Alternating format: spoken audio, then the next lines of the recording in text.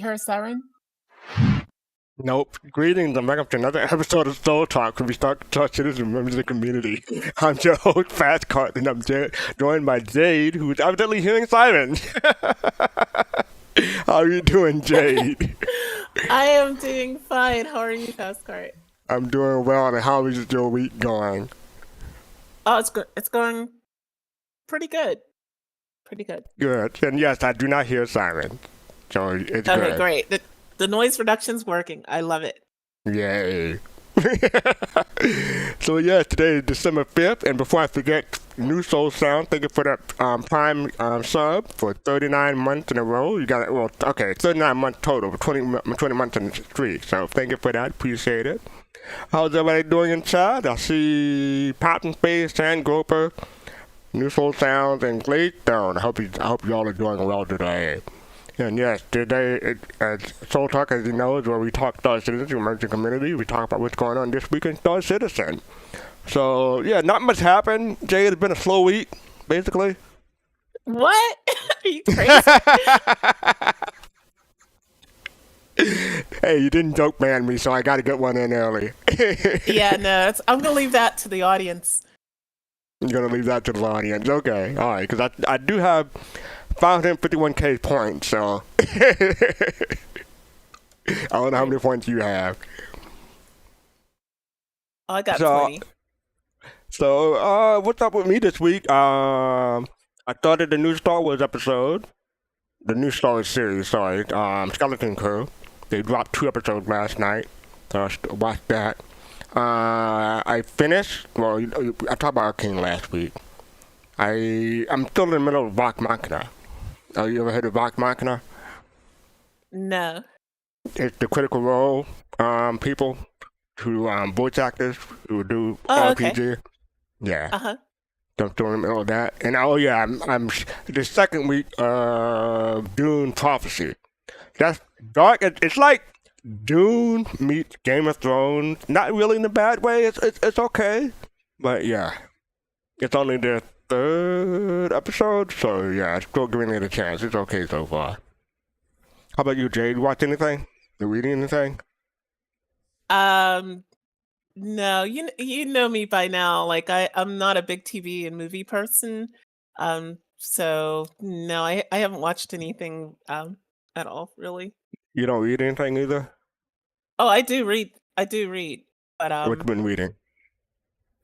a bunch of academic papers. Academic paper. Oh, nothing for pleasure? Yeah. Well, that is pleasure for you. I don't know. Nothing for pleasure. Like usually my pleasure reading is in the summer. Typically, like that's when I'll, Oh, you have a break coming up. You don't read anything during the winter break? No, I use that for gaming. To like go through my Steam library.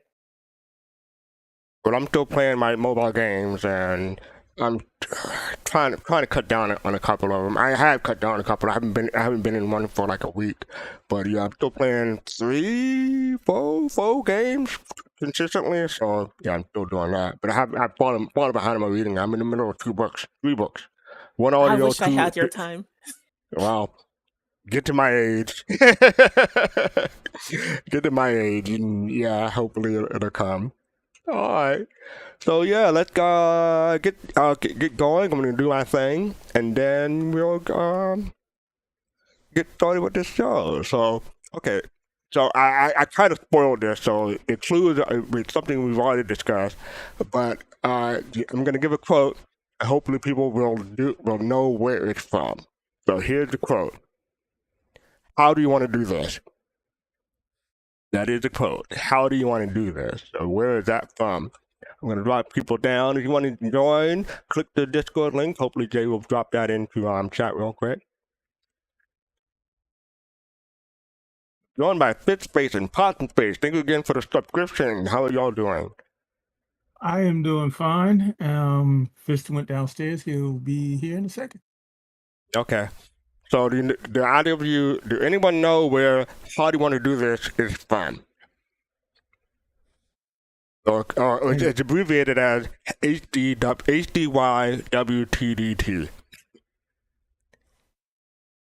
I mean, how do you want to do this? It's probably easy to say.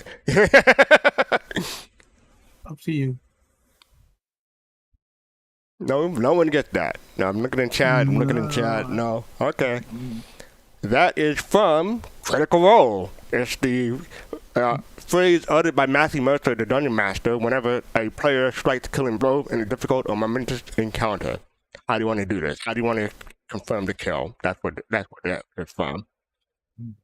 So, Pop, do you ever role played D&D or any other game? No. This is going to be my first role playing game, and yeah.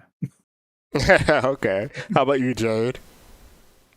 I did. I think I was like 11 or 12. I played D&D with some friends that were really into it. What edition was that? Oh, geez, I don't know. Sorry. All right, that's fair. All right, so let's get the show on the road. Yeah, that was from Critical Role. Like I said, I'm watching in the middle of back and I'm enjoying it. So before we get to our sneak peek, I do want to show the people this. We had our virtual boss citizen this past Saturday, and a whole bunch of people showed. About 40 of us, 40 people showed, and yeah, and people seem to have fun. There's a picture from the virtual boss citizen.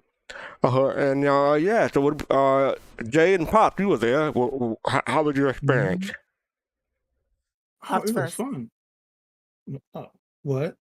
It was. She said you first. Yeah, you first. I'm sorry. Pardon me. No, it was fun. It's always cool, meeting new people, seeing where they're from, kind of, discussing certain, things you liked and didn't like, or not necessarily liked or didn't like, maybe disappointment or whatever the case may be. But it was cool talking to some of the devs from CIG, which is nice. Knight Rider's always doing his thing. So yeah, it was cool. And Ben was doing his thing too. Ben and Knight Rider both from CIG. Yeah. And yeah, so we got your picture on the screen, Pop. People who may not know what Pop looked like. Yeah. Oh no, they don't still need to. No. No, blacked that one. Where see, it's blacked out. I don't even see me. No, it's not there. All right. Yeah, but I hope people have fun. We'll do one probably next IAE.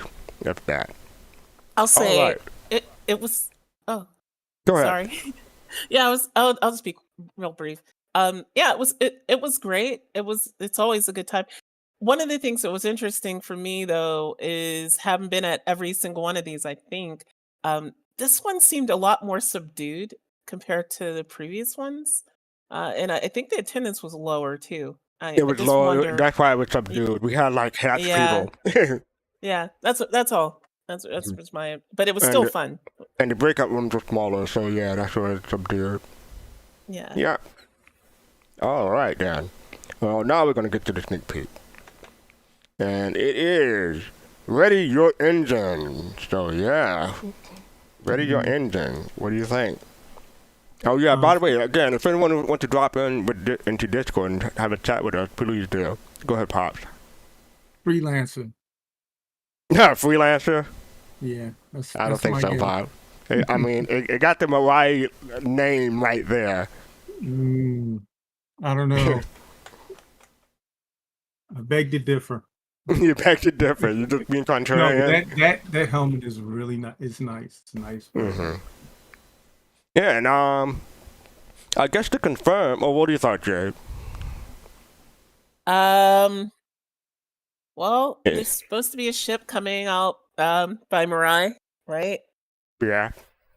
Yeah, so it has engines. So I'm thinking maybe it has to do with that ship. Yeah, I was gonna say they showed it episode 2 of IAE show, the Mariah Guardian. So yeah, I don't think that's a spoiler or anything.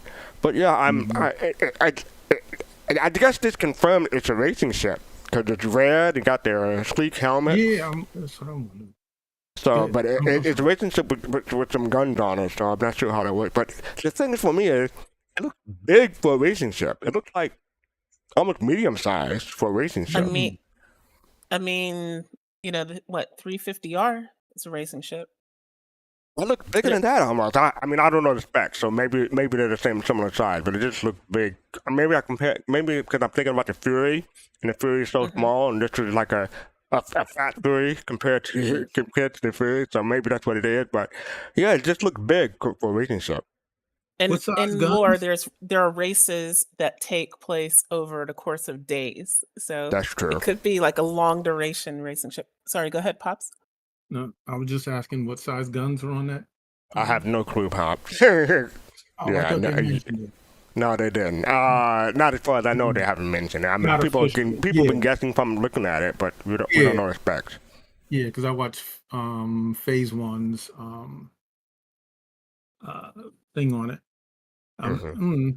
Is this the first? Well, no, y'all said it was other races that had guns on them, right? Yeah, there are other races that had guns on it, but this one, I don't know. It's not prominent on the thing. It just seems that they're trying to not do away with guns on racing ship, but minimize them. I guess is the word I want to say. Now, is this, or maybe there's other ones I just don't know of it? Is this the first manufacturer helmet? Because I don't remember. Branded helmet. I don't know, Jade. You're a fashion person. Maybe you know. What is your fashion question? Is this the This first helmet manufacturer helmet? I want to say yes, but I know that I have a racing helmet. I have a couple racing helmets in my inventory, but I don't know if they're made by a ship manufacturer. I think There is Origin ones. That was yeah, I sold think there's with an Origin the one. 100i. And Captain Jones says great cat. By the way, we're joined by Togi and Admiral Kusanagi. Thank you What for up? that. Thanks What for the up? bailout, Togi. Hello. Yep.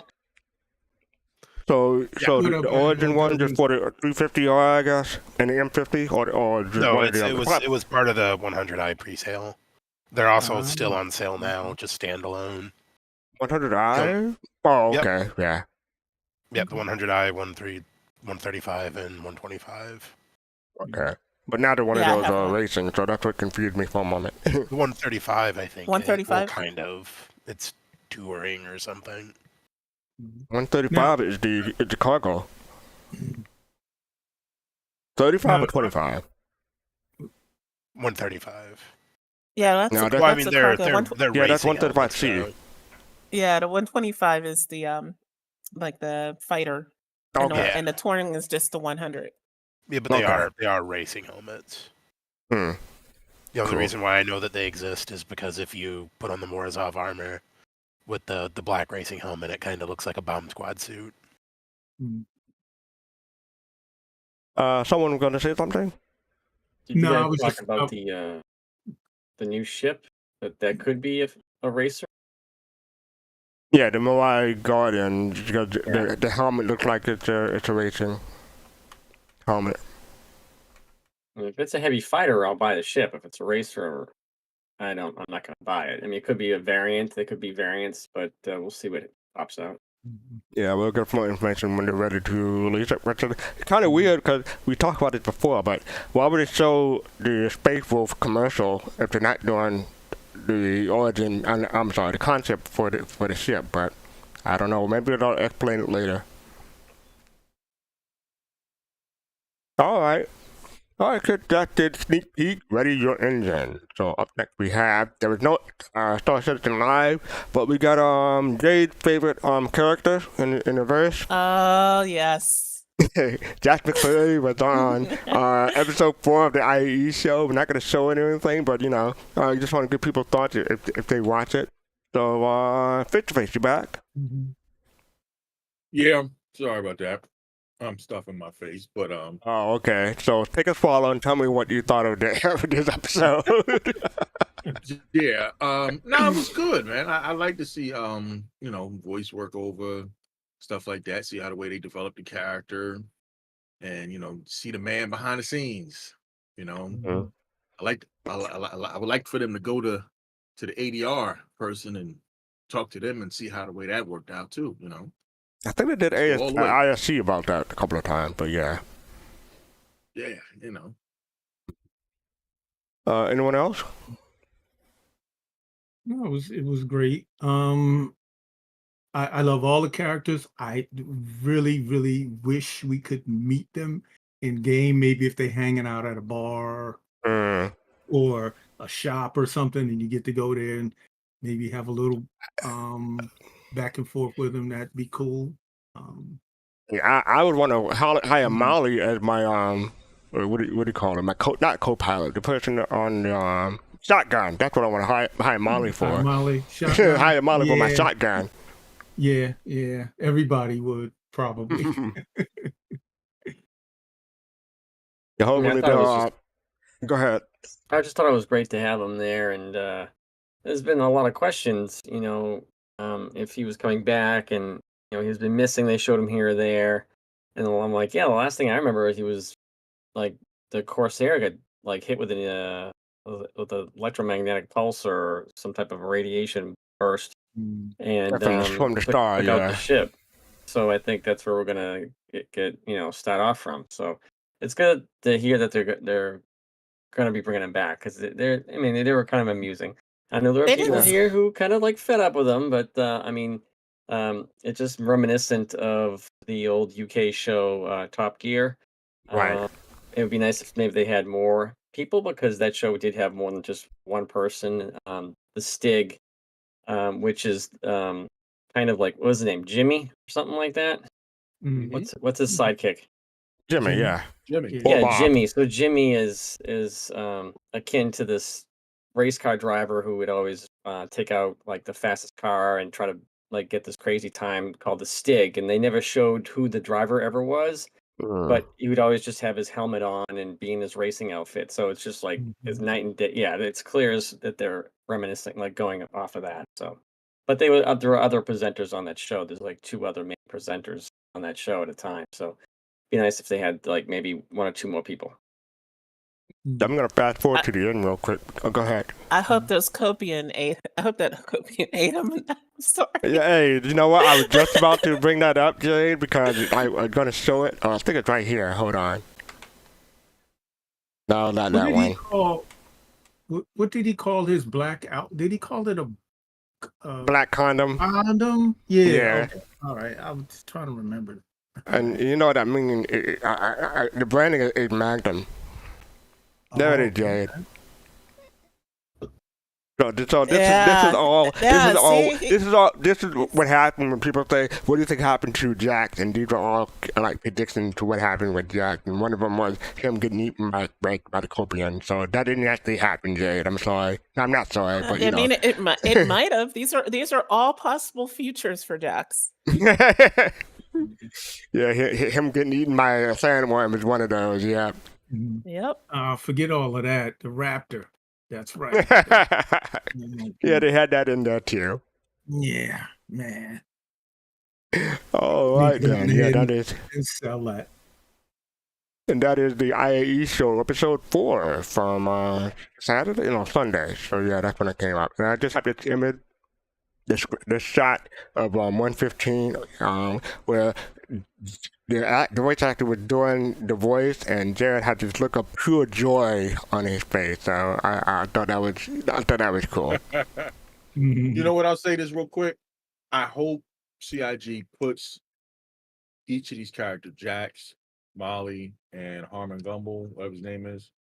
Hope they put them actually in game. I said that. Game, Oh, yeah. that's right, you did. I'm sorry, Pops. I apologize. That's okay. And on Alright. Sunday's show, when we were talking about it, I hope they make an in-game version of all those characters coming together somehow. I don't know Yeah. how they would do it. But yeah, I think that would be cool. And they need those legionnaires. Figurines so we can Right. play with them. Yeah, man. But, And then Jared put this out on his personal Twitter account. He said, "One final bit of Jack to close out this year's IAE. I'm going to hit play real quick, and it's it's a minute and 17, so check this out." Hey guys, Jared here. I've got Jax here, and I wasn't going to let him go without doing something really stupid for social media. So, Jax, I got this list of really famous movie quotes, and I'd love to see Jax's interpretation of them. Good luck. Thank you, Jared. Elementary. My dear Watson, take your stinking paws off me. You damned dirty ape.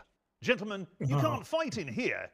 This is the war room. The dude abides. Nobody puts baby in the corner. I'll get you, my pretty. You and your little dog, too. My name is Inigo Montoya. You killed my father. Okay. Prepare to die. I Remember feel that the one. need for speed. God bless you, Tom. You are a Remember sad, that one. strange little man, and you have my pity. Farewell. My hovercraft is full of eels. Be excellent to each other, and party on, dudes. Hasta la vista. Okay, Baby, that's I know what Jared, that is. It's I know what Dad, that- and I'm very proud of you.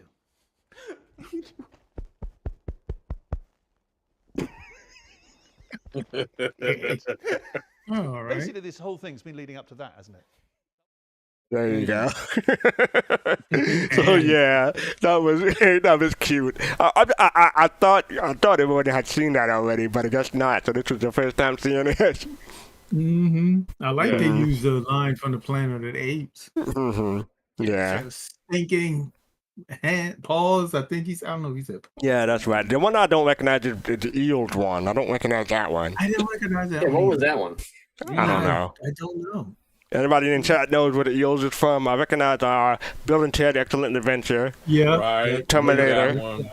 Terminator. Princess Bride. Princess Bride. Tom Cruise. Which one? Actually, Which let me was just. the war room? There's no fighting in the war room. Yeah, I don't know that one either. I don't know that one Wasn't either. that A Few Good Men? No. Frequent Win? I don't think so. Well, Elementary did that's Sherlock, obviously. Yeah, Sherlock Holmes. Yeah. Yeah, that was the Planet of the Apes. You can't See, fight in here. Fastcart, The world. What? This shows you how little I watch any of this stuff. I didn't know any of these. I didn't. Yeah, really. I didn't Nobody know they put were baby from. in the corner. That dirty I dancing. didn't know. I didn't know they were if they were from movies, TV shows, what. Your little dog too. You do recognize that one, right, Jade? Yeah, that's. Oh. Which The one? What was Wizard it? of Oz? Yes, that's it. Okay, you reckon you got one. You got one, Jade.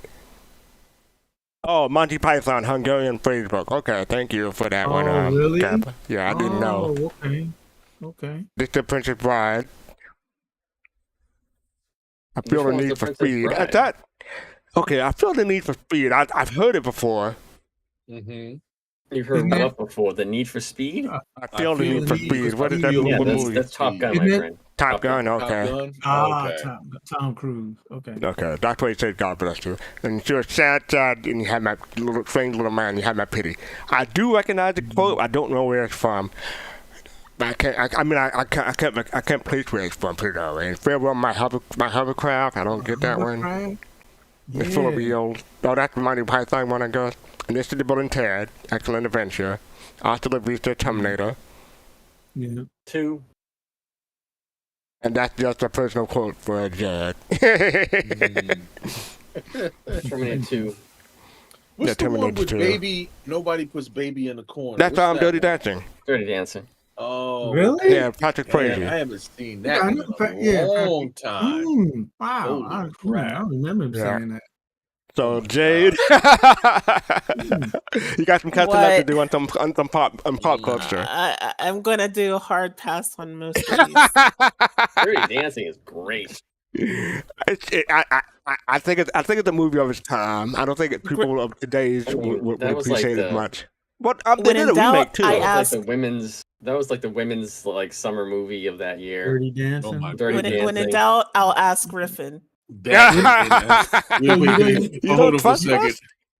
So since you brought that up, though, Admiral, you got to remember all of the Fabio books that was in the grocery. Oh, store. my God. Yeah. No, the Oh, Fabio my books was your no. grandparents. Like that was like my Mm. grandmother used to have all those, like the romance Okay, we're novels with the guys. We're gonna like, move right on. Yeah. Move on. We're gonna Move on. Fabio killed it. These are going to go by. This page going by. I just want to say that November 29th and 30th. Our last show was on 28th, so I just want to acknowledge that we had Origin Day after the Soul Talk. Nothing That new show's came on out. the 28th. Yeah, the last episode on 28th November. Oh, we're last week. closing shop, folks. That's the fastcart No, said the it here previous first. episode was done in 28. That's not, so semantic. Anyway, so yeah, nothing new came out really on that day. And then we had Anvil Day, which a whole bunch of stuff came out. So we got the Terrapin Medic, got the F7R and the F7S Mark II. You got the Anvil Paladin. We'll cover all that in a moment. The 21 ships for Anvil. So yeah, and Origin had how many ships? Origin had 19, so 2 less than Anvil. But yeah, So Hornet, Ghost, and Tracker Mark II. Anyone pick any of these up? Anyone interested in either of these? I picked up the tracker.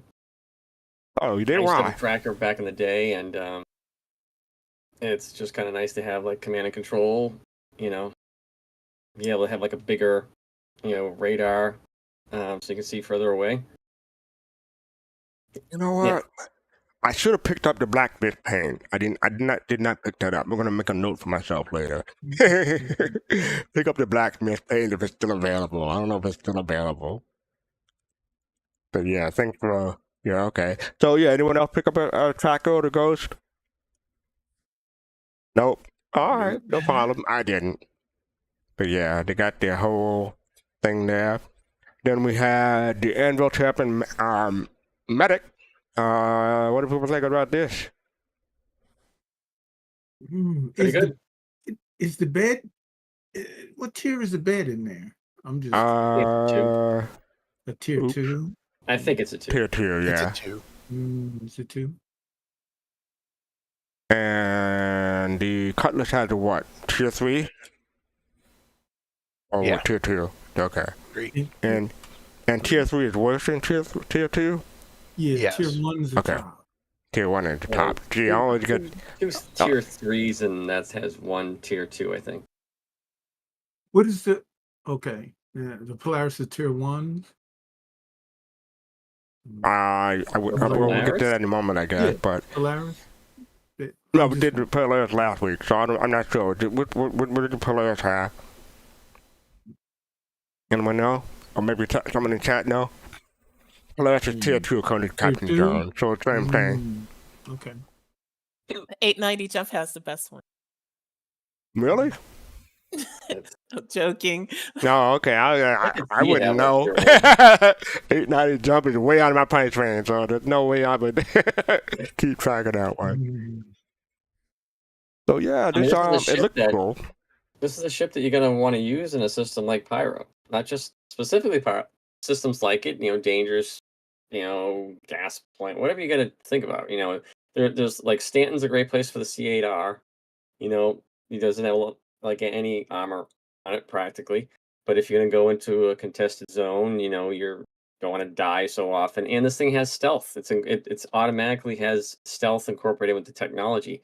You see these little flaps that stick up, right? Like little fins, like little wings in the middle of it.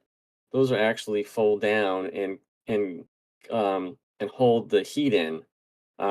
So like you have less, radiation leakage or heat, thermal radiation coming from the ship, so people could detect you. So this is actually a fairly good ship if you're trying to go undetected. But if you are detected, you've got a pretty good armor, and you can get in and out. It doesn't have a great. I mean, it's got what size 1s, like I think maybe on the nose. That's about it. But And I was pretty surprised by the good for the price. It's the exact same price of the the normal Terrapin. It's 200 Yeah. Warbond and 220 RSI credit. So You're paying that's for the surprising. armor, my friend.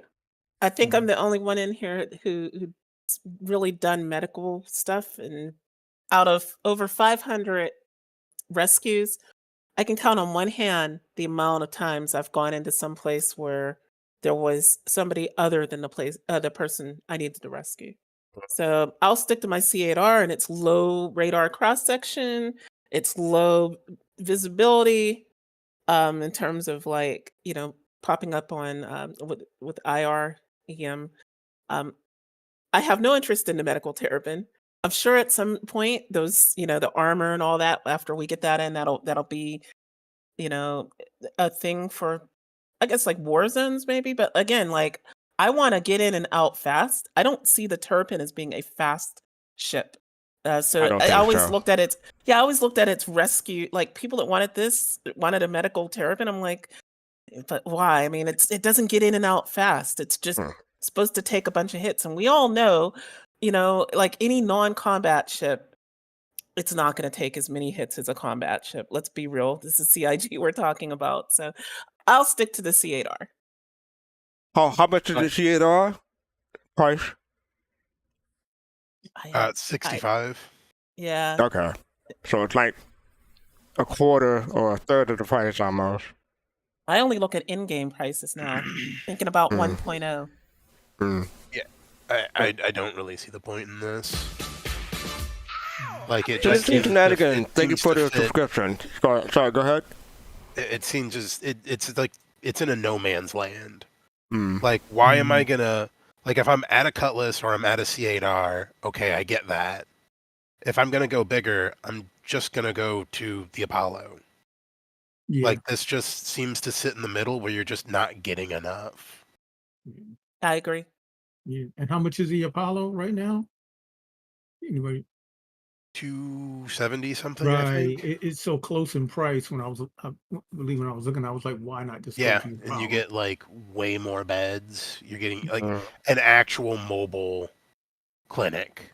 Yeah, and Yeah, you get Cosmic those, Zone says $250 and $275, so it's like $30 more than outside credit, so or $50 more than mobile bond. The oh boy, I guess you call them drones, the things that go out and pick people up and bring them back, and in the Apollos. Yeah, we'll see if that's still a thing. Yeah, we'll see. Yeah, you're right.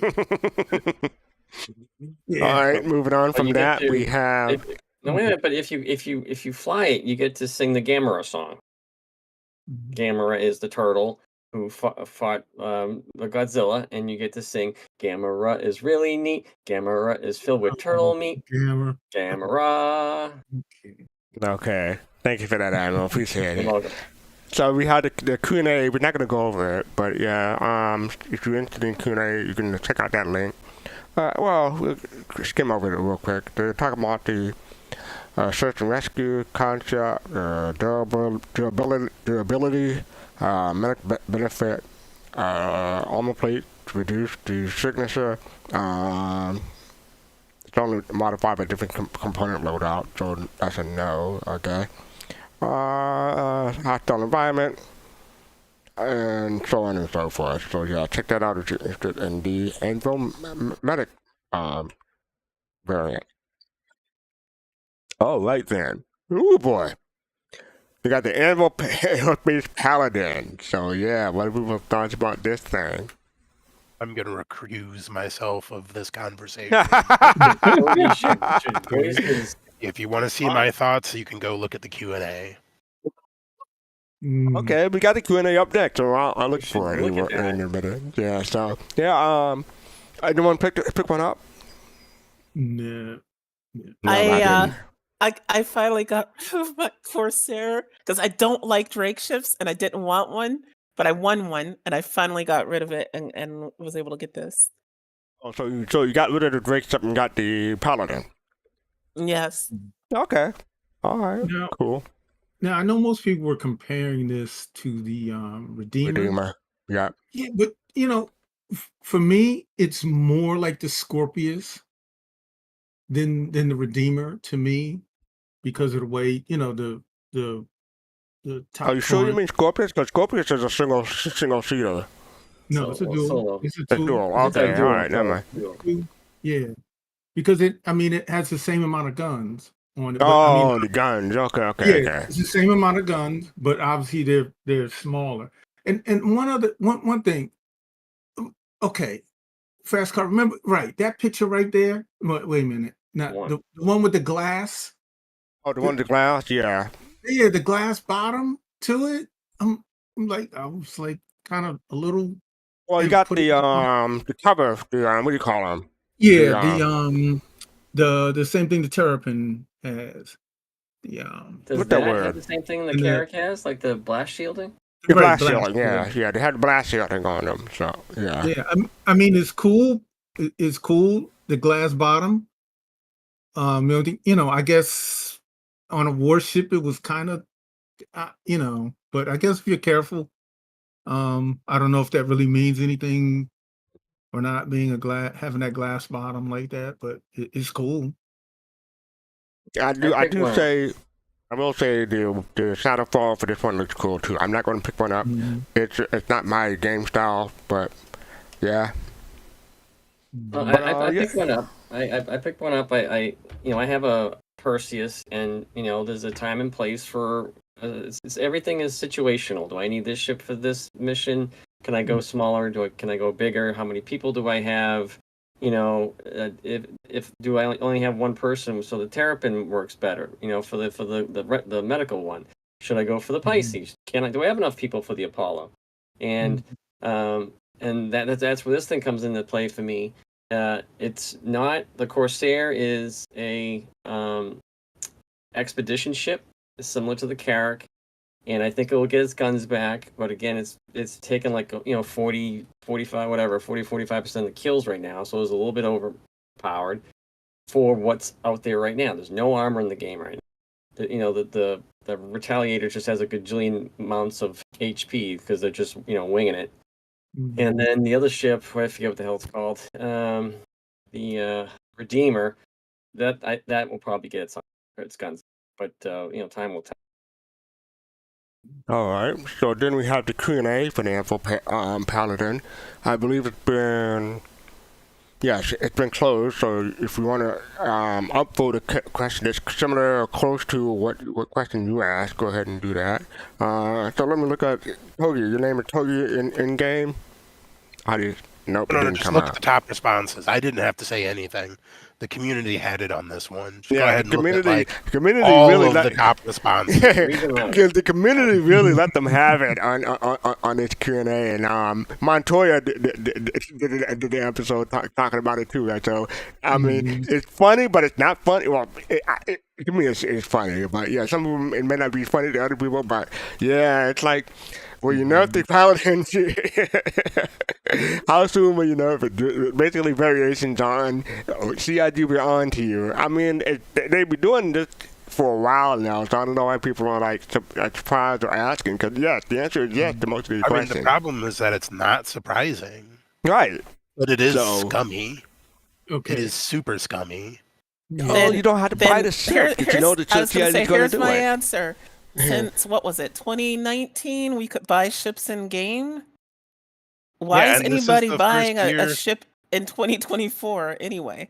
This is the first IAE in 7 years that I've been here that I've spent $0. And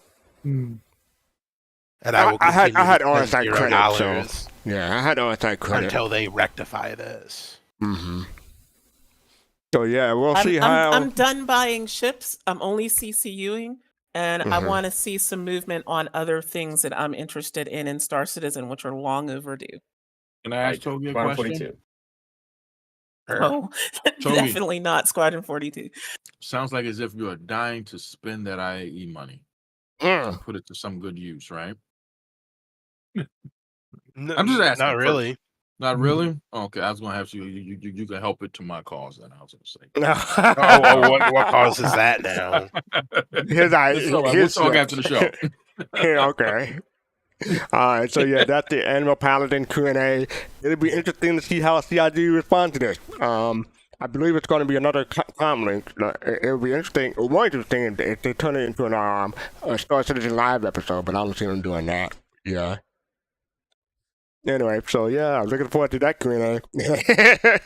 I don't know if it's going to be long or short, but yeah, they closed the question, so I'll put the questions if you have any, if you see a question that you wanted to ask. Then we continue on to IAE. We had Best in Show, December 1st and 2nd. I went back into the game and looked at this stuff. I'm still missing my fight. I got my F8 Lightning pennant, but I did not get the poster or the or the skin for the F8 Lightning yet. I got that. I don't think it's been distributed yet. Okay. Weird. But I got that, but I don't have the poster for it. Yeah. So, but I got the poster for everything else. How about other people? Did yeah, as far as I know, I'm one of the few people who like CCU the stuff specifically for the skins and posters, and then I just melt or CCU up to whatever I'm targeting. So once I got the posters and the skin, I got my railing from my from the Terrapin, and then I got the Ironclad from the Reclaimer, and then I had a C1 that I just melted. But I'm keeping my F8 Lightning. Well, the only one of these I have is a C1. The only one I don't have is the Terrapin. Okay. And then you had the grand finale December 2nd to 4th. So yesterday was the last day, basically. Oh no, yeah. So, we had all the manufacturers come back. You had the weird armor that looked weird. Well, not weird armor that looked weird, but the armor that looked weird. And the purple and the light purple. Then yeah. So I visited IAE almost every day. I can say I visit every day. Yeah. Go ahead. I bought that armor set just for that Sabine undersuit. That's undersuit. Worth the price. Yeah, the color, the Sabine undersuit that comes with one of those sets. It's the one that has the shoes with the lights on the bottom. Yeah, so like that armor set has an undersuit that comes with it, and that was worth the price of that set, in my opinion. Is it a Star Chaser or something else? It is the scroll. It is the Star Chaser. Yeah, I mean they're all the Star Chaser, but it's the Wait, scroll down. Okay. It's I think the Artemex one. Artemex. Okay, the one with the holes on the helmet. Okay. No. I'm sorry. It's the Aves one. The Aves one? No. I'm sorry. I got the Artemex one. I got the Artemex one, and it comes with a Sabine undersuit. It's really I like it. So. Okay. Yeah, and like I said on Soul Citizen for Sunday, these armors look better in game than they do on the website, but still. I'm still not picking one up. If I were to pick one up, it would have been the Artemex 2. I didn't know about the undersuit, but the other stuff, yeah, not my thing. But you can still pick one up if you're interested. So go for it. That suit, the CC Avis Star Chaser. Yeah. I ain't gonna lie, it looked like you need to put down some cardboard and start breakdancing. I'm serious. That was the first impression I got. I'm hearing Herbie Hancock in my head right now. Yes. For people who don't know who Herbie Hancock is, look him up. Let's play it Rocket. There you go, Rocket. And yeah, that is the finale. And some of these sets are still available, so if you might have some last minute stuff you want to pick up, but most of it is off the website. Following up, it's a farewell to IAE. This is December 5th, and I talked about the IAE show, the merchandise. We talked about the merchandise last week, so long from IAE 2954. But wait, there's more. On Monday they put this out. 2954 final waves of stock limited ships. If you watching this now, you make your chance. But yeah, just on December 3rd and December 4th, they brought back the limited ships. The Idris P, the Javelin, the Whole E, the Phoenix, the Pioneer, the Kraken, Privateer, and the 890 Jump. The Pioneer was still. I'm not gonna say still. The Pioneer lasted. Warbond Pioneer lasted for a long time this time. It was like still there hours after the last wave. Oh no, it never sold out. Oh, it never sold out? It didn't? Nope, I checked it right before it ended. It never sold out. So it didn't sell out. Captain Joe's agreed. Yeah, it never sold out, which is like you would think if it was limited at all, it would sell out. But like I said last week, it was. Go ahead. Yeah, the Warbond didn't.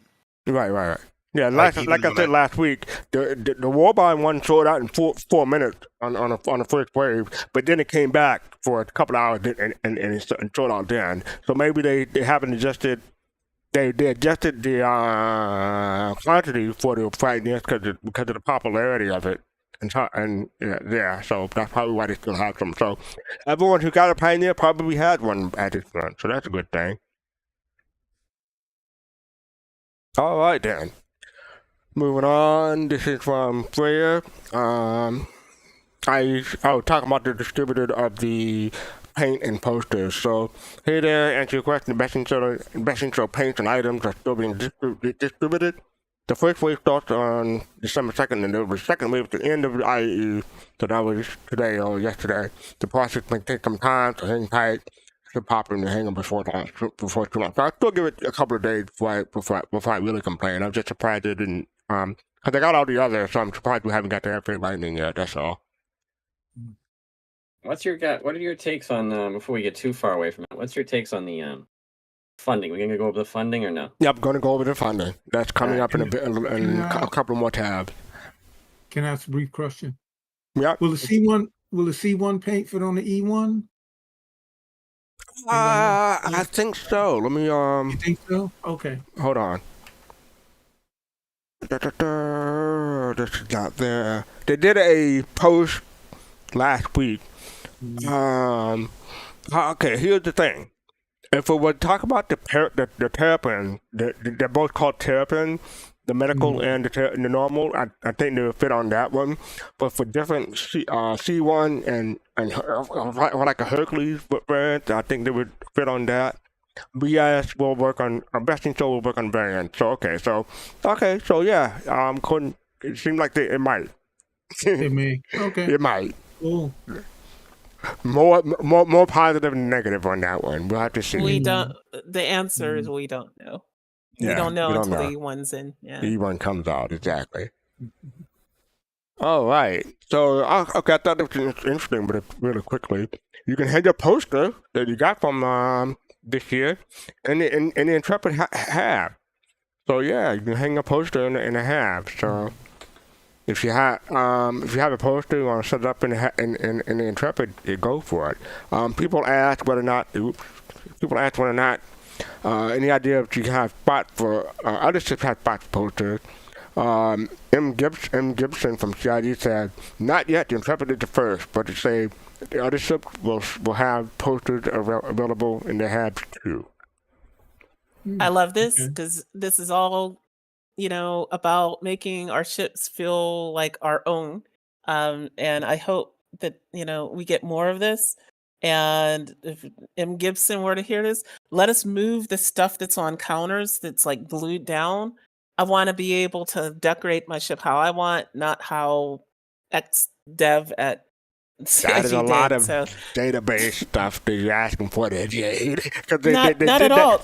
They did that for the 890 and the Mercury Starliner when it first came out, but they had to take them out and make them static. Right, but that was also, way a long time ago. The technology's changed since then. We have persistence since then.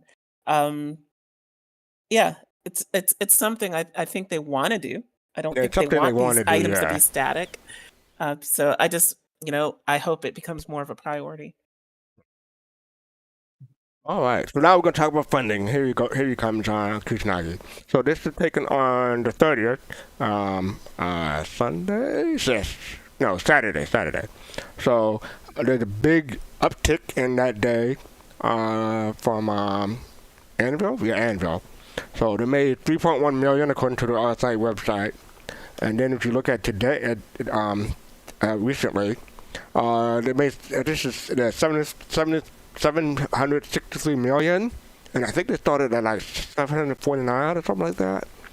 But we'll get to the totals in a moment. But yeah, 3 million on Sunday, and then up and down since then, mostly down since then. But they made 2.3 million on the first. So yeah, so they made quite a bit of money. But if you look at the crowd, oops, it's reloaded. Sorry about that. But here we go. So last year they made 28 million, as you can see. But this year they made 20 million for November. And December they already made 8 million, and this is the 5th day of December. So they made $8 million in 5 days in December, Whereas last year, they made $8 million for all of December. So I just want to point out real quick, because I was wondering where the discrepancy was from. And you look here, this is from last year's IAE. Last year IAE started on November 17th. This year's IAE started on November 22nd. So they had 5 whole days in November that they didn't have in this year compared to last year. So that's part of the reason why they made more money last year in November compared to this year. So if you add up the November from last year to 28, so they made 20, then they had 8 million, and this is the end of IE. They pretty much equaled last year. Mm-hmm. Anyone have any thoughts about that? No, I mean it's the third best year overall so far, which is pretty dang good. So what's your guys' assessments now that you see the number? I mean, is it still? Yeah, I was going to ask that question. Oh wow! We all failed. Wait. Did you write down our guesses? I did not, but it's from last year. But I mean, it's from last week. But everyone should remember. I know Fifth Place said 115. Yep. What did you? What did we say? I said $1.15. I said $1. So. But if no land claims, but $210 million of land claims. Wait, Anvil was disqualified because I asked him 3 times and he wouldn't answer the question. No, I said $105 million by November. That wasn't the question I asked. That was not the question I asked. So you were disqualified because I asked you 3 times. Okay, well, fastcart, you said they were going to make $32 million in November. No, I didn't. I said Yes, you did. I said 25. You said 32. Go look. We're gonna pull up. I said 25 in November. I mean, either way, I'm still wrong. Either way, I'm still wrong. They made. Sir. No, Jade said 25 million in November, and she Thank said. you. So I know I didn't say 25 million. Huh? No, I didn't say 25. I said 20. I said yeah. Wait, I said 25 million, but you said 32. I didn't say 32. Because I was saying 100. I think I said 105 million total for November, and I think that wasn't the question I asked. But he said, "Wait, no, Admiral." The question was, how much money do you think CIG is going to close out in the year? That's what the question. For the whole year. And you didn't answer. No, like 115. I think like between 110 and. Like 115. And that wasn't what you said. They're not going to make that high because, and the reason I said this originally was because October was lower than the previous 2 years. You know, you look at the blue, and we're already behind. So you could say, okay, they have to literally have to make millions just to start from like the starting line from the last 2 years, which is why I was pulling back, and I should have pulled back further, but you are right where they did do November a little bit earlier, so it's a little skewed because we already are at $8 million for December. So you could oh shit. So yeah. So I got the closest. What was that, Jared? Admiral said I got the closest. I think so, yeah. Yeah. Wait, what's what is the? I think you were like 5 million off. 150. Okay. Wait a minute. We haven't even closed like out 25, the year. and they made like. What? What do you mean closed out the year? For November, it's not January 1st. Yeah, but that was Jade said 120 for the year. Okay, so we have not closed. And Fist said 115. Pop said 125. And I said 120 for the year. And Fastcart said 325 million for the year. No, I only said 120 for the year. If land claims, if they had land claims. Yeah, he's talking about land claims. I was talking about if they had land claims. That's why my number was that high. But without land claims. And Fifth Place said 115, so it looks closer to like Fifth Place may win depending on what they do for the December sale at the end of the year. If they pull a fast one and throw out land claims, all bets are off then. I don't think so. I don't think they. I mean, if Yeah, they I would don't have, think if it's they gonna would have do done that lane much. claim, they would have done Yeah. it on IAE. So I don't think they're going to do that They now. can do whatever the hell they want to do. This is true, but I don't think they're doing that. But yeah, No, so they need to put that BLD out there. That's what they need to do. Oh boy. and Yeah. you know, if we had said IAE instead of November, I'll be closer to right because they made 28 million. If you add it up in November plus December, because the IAE just ended. So they made 28 million for IAE, and they made 20 million last November for IAE. So that's about equal. But I said November, so yeah. Yeah. You still lost. You are wrong, sir. No, okay, let's continue. Good day. So yeah, that is their funding. So yeah, I mean, we'll see. And I don't. Well, depends on whether or not they put out the Guardian or something else during the December sale. So I'm not sure what they're gonna do. And we're still down in terms of, and Jay brought this up last time, about the citizen increases, the accounts and stuff like that. You know, when you look at October for CitizenCon, we're only down like less than 4%. But then we get to November, we're down 34%.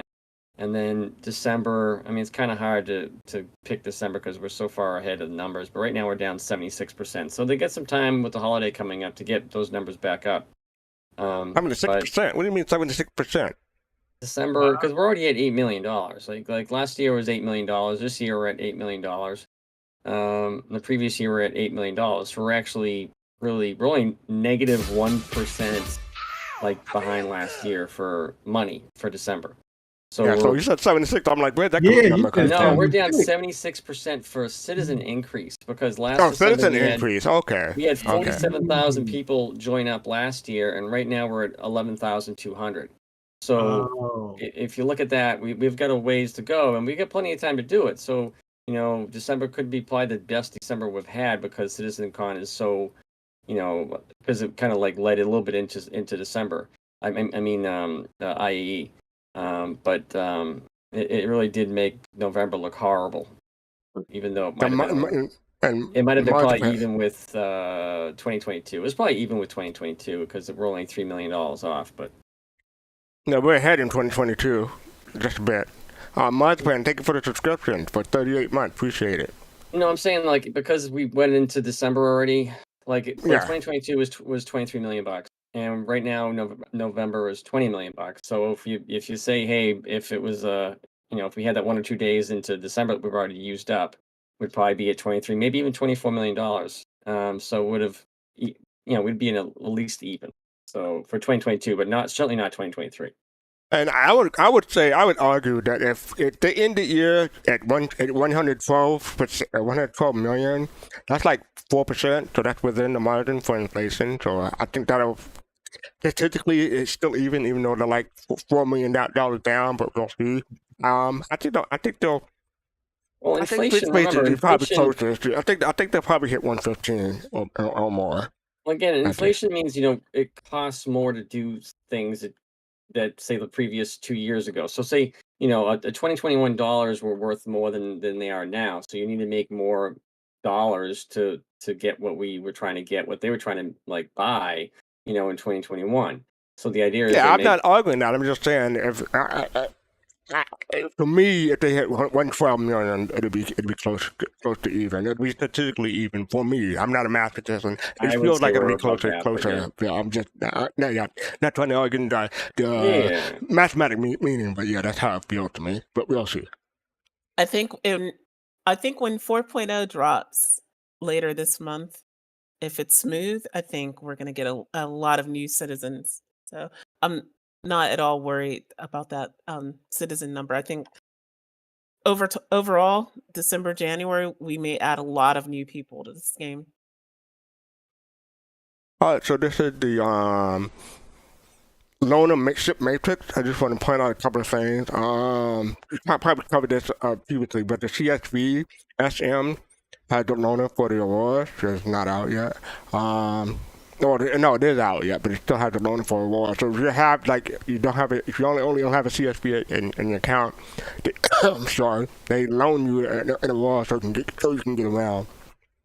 And then if you scroll down, the Idris, Idris had the Polaris. So that was just added. So we have the Idris M&P, had the Polaris, Harbinger, Harbinger, and MPV passengers as a loaner. Look at my notes real quick. And then the Paladin, let's go down to that. The Paladin has the Redeemer as the loaner. So if you have a Paladin, you have a Redeemer in your hangar in the game as a loaner. And then you have, oh yeah, this is for personal for me because I got this year. The Wayland, I did not know this.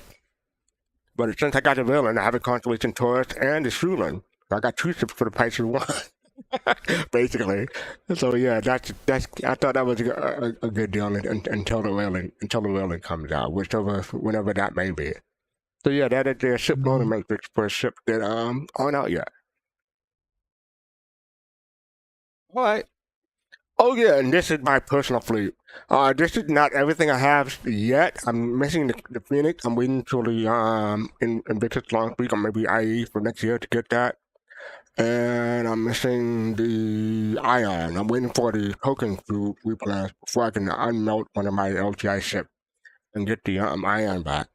But other than that, you see on the side here, it says 26 ships total, and I tabulated the side classes for each one on the side. If you can't see it, it's right there. There you go. Oh yeah, that's my fleet. How is everybody else's fleet looking? Not as good as yours. Can I need to borrow a couple of your ships though. All right. Sure. What, is someone gonna say something? I just said mine's is meh. Yeah, yours is meh. Okay. All right. So yeah, I thought I'd share that for folks. And I picked up the Ironclad, this IAE. This is all using RSI credit. I didn't actually put money into the game. I did put a lot of money into the game. That's not true.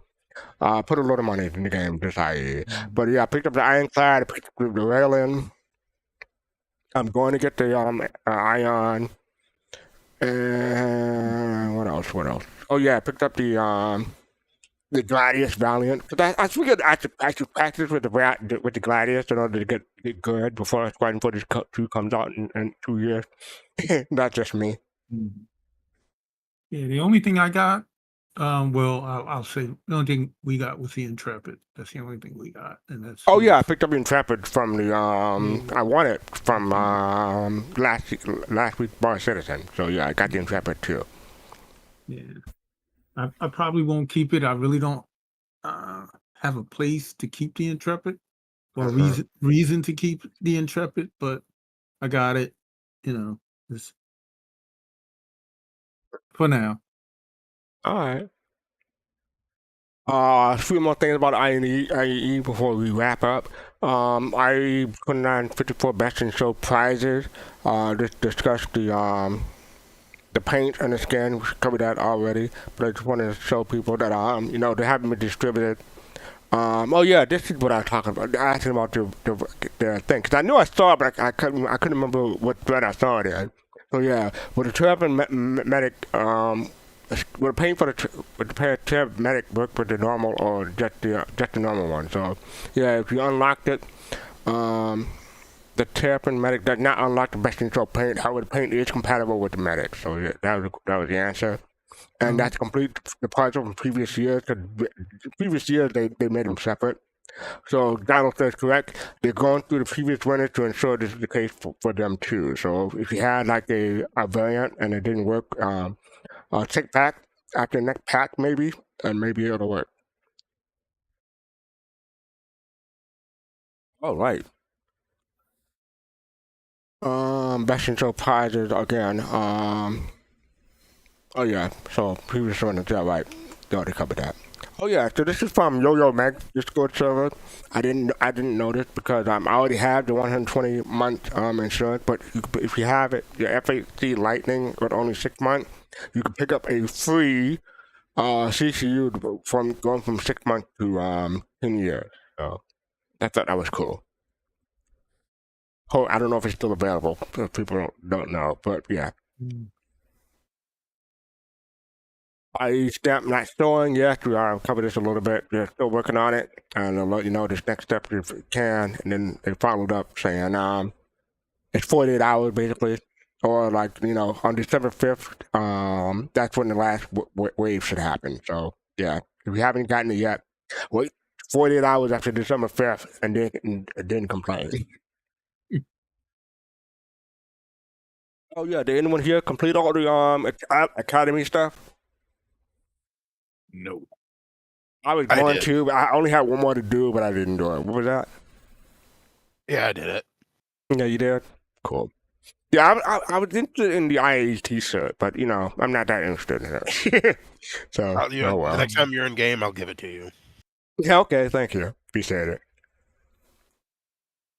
Okay, this is the Galactic photography contest. Haskaha was asking about the no post-processing, and obviously we saying we made the images edited, so they wanted a clarification about that. And Nico from CIG said, hey Haskaha, all 5 missions are accepted, so if you do any of the cropping, adding watermark, rotating, downsampling, upgrading, those are accepted. However, what is considered post-processing would be added elements to the cores, editing the picture to remove object, or using AI to enhance, smooth object, etc. So those will be disqualified. Fastcart. Yep. Do you need to do a commercial break? Soon. I'm gonna think. Yeah, soon. Thank you. Okay. So this is the final day to do photography. So that's what that thread is for. All right. Anyone Yes, have I any entered. comments? Oh, you did enter. Are you in I here did somewhere? enter. Well, I just dropped my entry into chat. See if I can find you in here. Nope. All right. I'm not in the comments now. Oh, you're not in the comments. Oh, okay. All right. I'll take a look during the break. All right, then. I think we have this. We can start. So this is a good point for me to do a commercial break. So let me drop and do a commercial break here.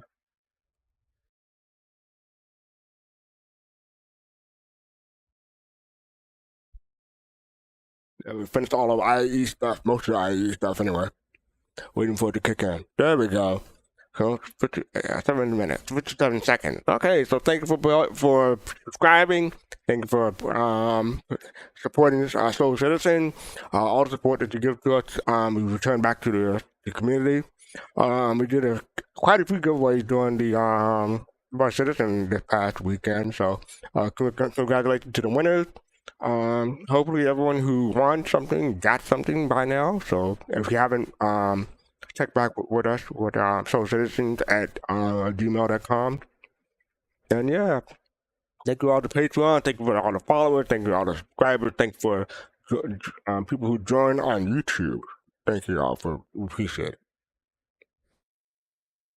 And then we have 10 seconds left. All right, moving right along.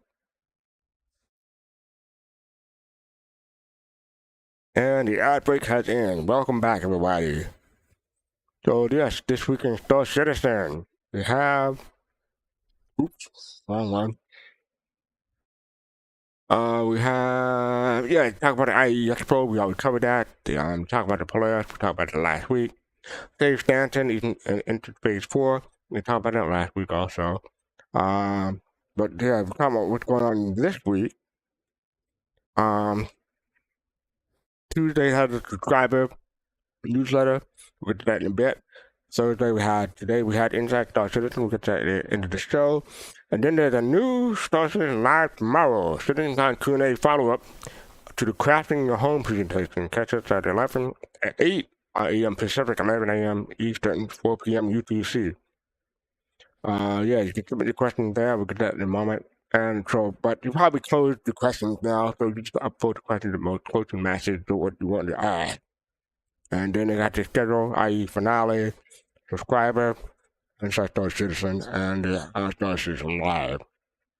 So typically, I will scroll down to talk about the top images and the MVP, but this time I'm doing something different.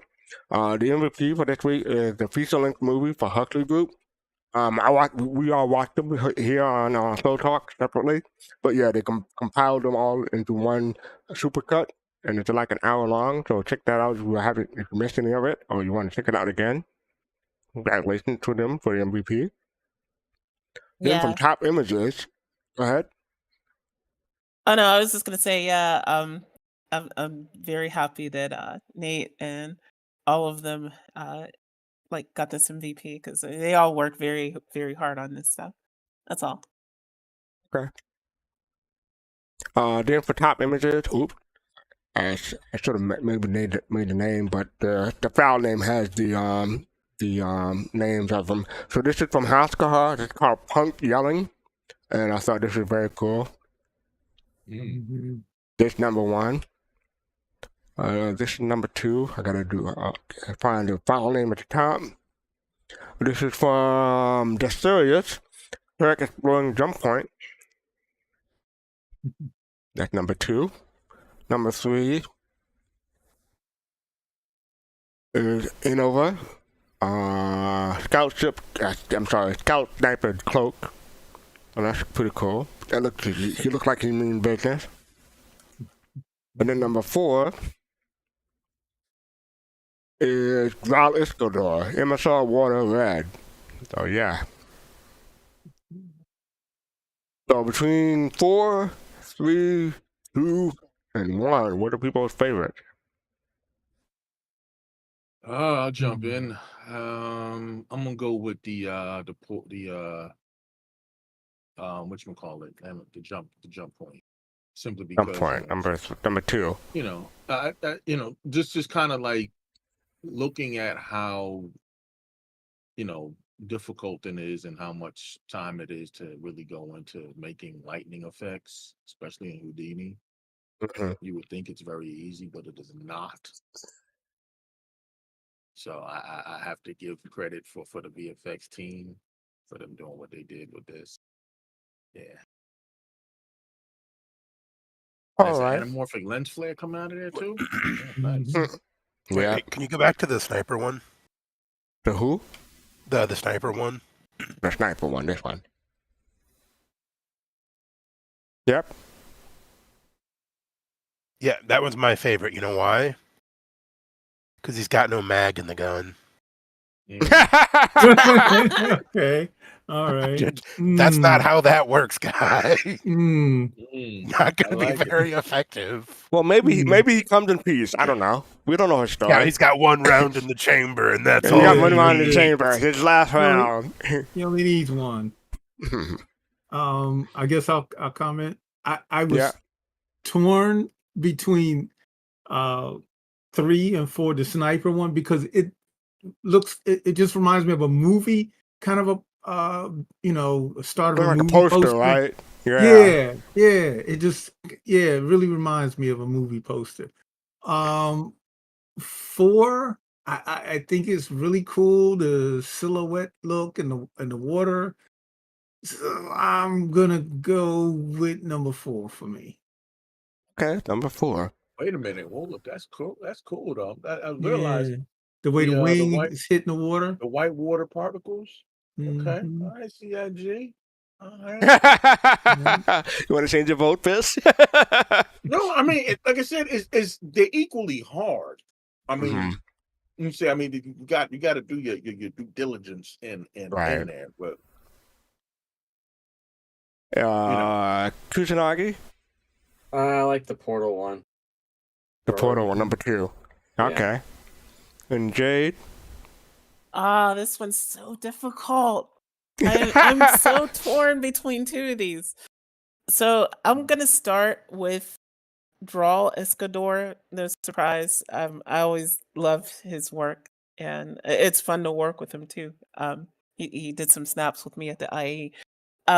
This is so good because of the contrast of that paint, and like everything there looks really, really good. And I don't want to vote against him, but like number one, if you can go back to number one, it Haskaha. almost Haskaha. It almost looks photorealistic, right? It does. And It does. and so what I did with this one, I ran it through a Google reverse image search, and it brought up an actual punk singer named Terry Farrell from a band called Jane's Addiction.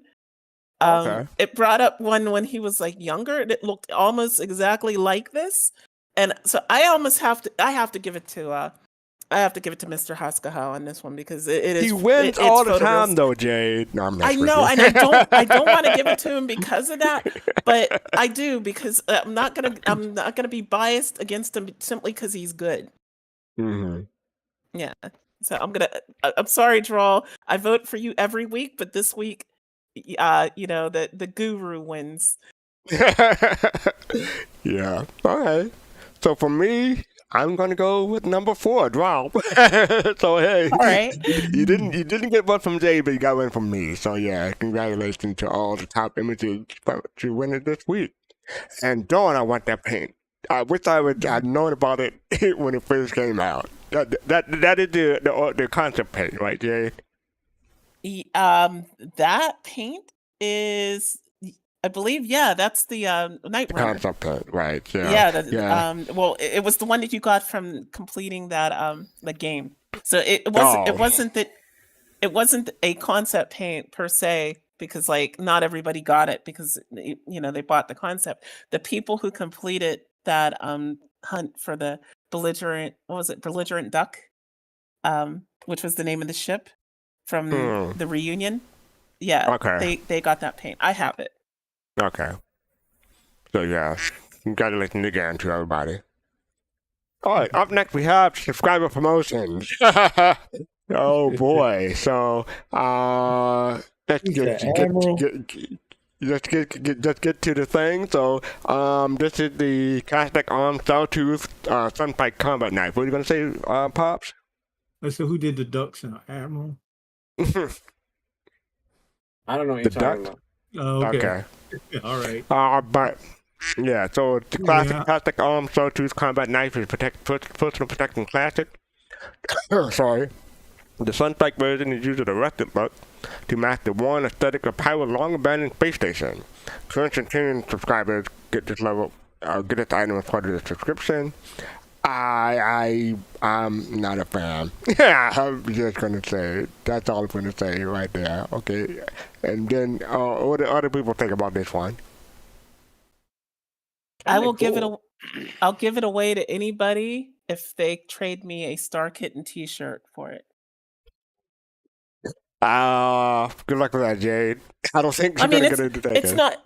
No, I mean it's not in the game, right? The knife is. You can actually do things with this rusty knife that you can't wear that shirt because it's not in the game yet. So if you have one gathering dust in your hangar, feel free to trade me. Okay. Yeah, knives aren't going to be useful until they have their own dedicated slot. I'm not trading a multi-tool or a med gun to have a knife. And then for Imperial level subscribers, they get the above knife and this sold in 2943 to celebrate the 450th anniversary of Pyro discovery. The Dying Star paint is a tan with brown and black highlight. This version has been modified to an original form with the addition of graffiti. So yeah, that is the cutter. Wait. Yeah. The direct cutter skin. And that is for Importer. Yeah, I have to agree with CC's comment. It's a token for item, not really desirable one, yeah. Drake Cutler Dying Star paint. This is available from the store, basically. And then you get the paint pack. This is also available from the store. So you have the Drake Cutter, Cutlass, Corsair, and Vulture, all with the Dying Star livery. and you have them right here. You get you can get for the low price of $4, you can get the knife, and then for $5 and $7 you get the skin, depending on which one you want to get, and then you get the 4-pack skin for the $25.60. You know what? I'll give the knife this. It's better than those skins. I'll give the knife this. It's better than getting a set of arms or a set of legs. Oh God, yeah, I forgot about that. Oh right. Yeah, there was a time when they used to give you month by month each set of armor piece instead of giving the whole thing at one time. So yeah, I remember that. But I got when the whole piece was available, I just got rid of the other stuff and got the one all in one. So yeah. Anytime that I'm subscribed and I go into the subscriber store, I'm like, man, I really thought there would have been more stuff here. And then I remember how piecemeal it used to be. Right? Yeah. Oh yeah. People got upset about a handlebar more than they got a picture of a handlebar. A picture of a more handlebar, than they got yeah. Yeah, more than they got upset back then when we used to that's just what get they should like do with the handlebar. Is they should just make it an in-game melee weapon. If you held on to it, like yes, beating people with a handlebar. Well, you can't get rid of it. But yeah. Yeah, you can. I'm pretty sure you can now. The handlebar? I thought so. Yeah, no. you can. You can? Mm-hmm. It's giftable? Okay, never mind. I thought it wasn't. Anyway. It's meltable now. It's meltable. I melted mine. Oh, it's meltable? Okay. But yeah, Vehicle of the Month, Cutlass Black for 110 and the Starfare for 300. You get the Cutlass Black for 12 months insurance. And you get the Starfare and the Cutlass Black for 24 months if you're in Pyro. For 24 months you get this from the Centurion. And then yeah, that's about it for the subscriber promotion. I don't have anything good to say, so I'm gonna just go past and go to the next one. But yes, this came out 2 days ago on the RSI official website. So Pyro is dangerous to go alone. Take this. Everyone recognizes where that quote is from, right? What? What are you saying? I know Pyro what it is. Dangerous to go alone. Take this. I know what it is. I'll give everybody else a chance. I know what it is too. Anyone else know? I think Fish would know.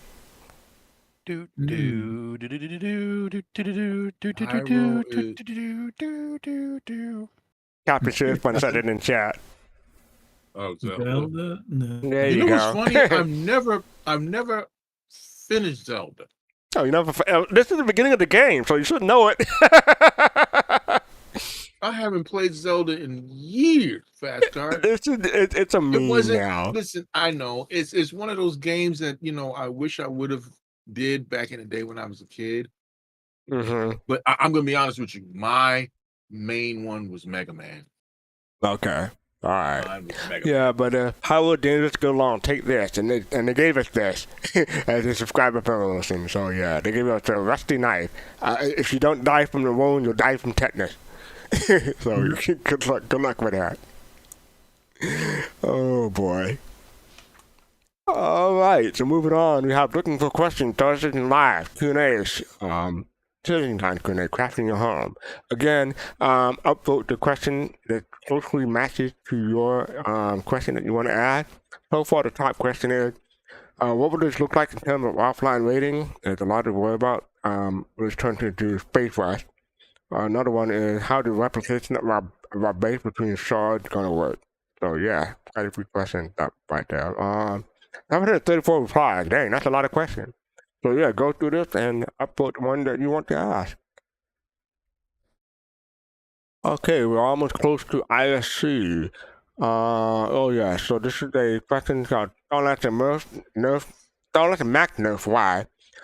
They logged in to see the nerf in 4.0. It's already slower, they don't get it. So I guess they made it slower than what it is in 3.23.4.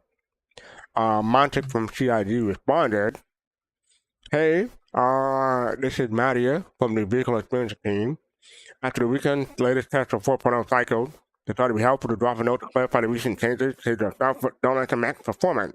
What changed? Technically, the adjustment to some thruster power values, as many of you have seen via data mining. Practically, barely anything compared to the 324.3 tuning. I know it's surprising. What was wrong with 324.3, and the Starlight Max had the tuning and performance framework we intended to deliver, except for one issue discovered during the patch cycle. The VTOL thruster mode wasn't functioning as intended. Specifically, they discovered the VTOL thrusters remain active even playing toggle VTOL off. What did they fix in 4.0? They could not address the issue in time for 324.3, but they fixed and implemented it in 4.0. They fixed and ensured the VTOL thrusters activate only when the VTOL mode is toggled on. Why did the other thrusters change too? Fixing the VTOL toggle required rebalancing the intended acceleration provided by the VTOL thruster. I'm just going to cut that short. This is why you notice the difference in the thruster capacity for both the VTOL and the bottom thrusters when using community-developed tools that allow you to analyze game data, but this data does not include the full context. Does this rebalance change the ship performance? For individual thruster output, yes. However, the overall acceleration and the G-forces remain unchanged. So in practice, the ship performed exactly the same as before, just with the VTOL functionality now working properly. Oh yeah. People data mined and saw that the values had changed. They wondered why it got nerfed, and it's not really nerfed. It's just rebalancing the error that they had before. So there's that for the Starlight Max. Any thoughts? If you're going to change things, this is how you communicate. What was that? I'm sorry? When you change things, this is how you communicate. Yeah. Instead of, a one-word kind of 1 or 2 sentences snarky thing in a video. This is the way that you do it. All right. I wish they'd do this more often. Okay. All right. So moving on. Yes, Wave EP2. This came out today, a few hours ago, in fact. Patch note for 4.0. Testing feedback focus, stability and bug fixes, server messing, Pyro star system location, contested zone, and jump point. There are several known issues. Features of gameplay, location, AI, FPS AI, and quality grader animation polished. Gameplay added mining harvestables, repair carts for ship hold, and fuses repriced and added to shops.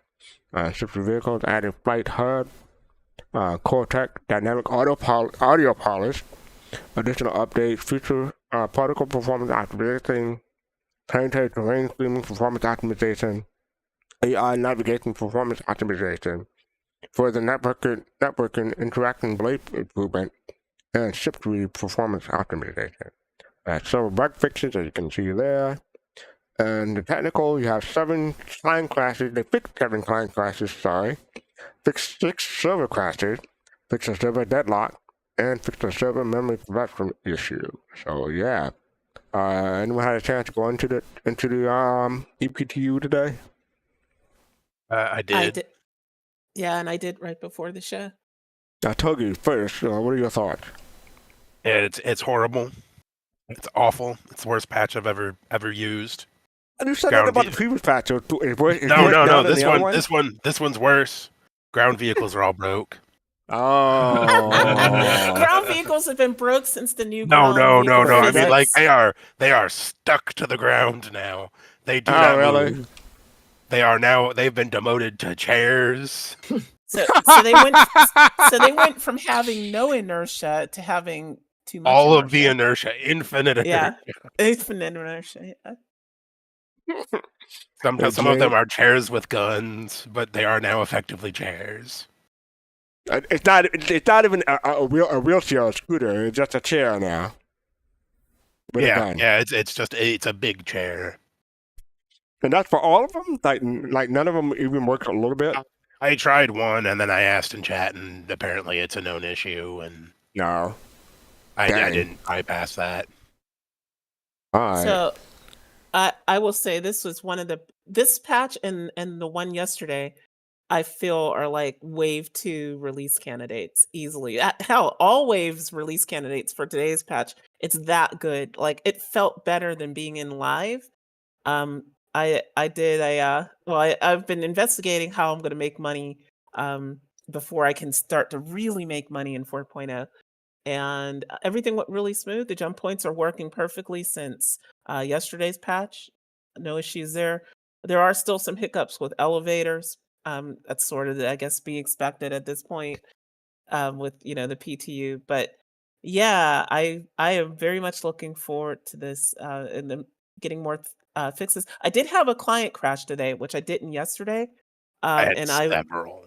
I didn't have any yesterday, and I was on for like 5 hours.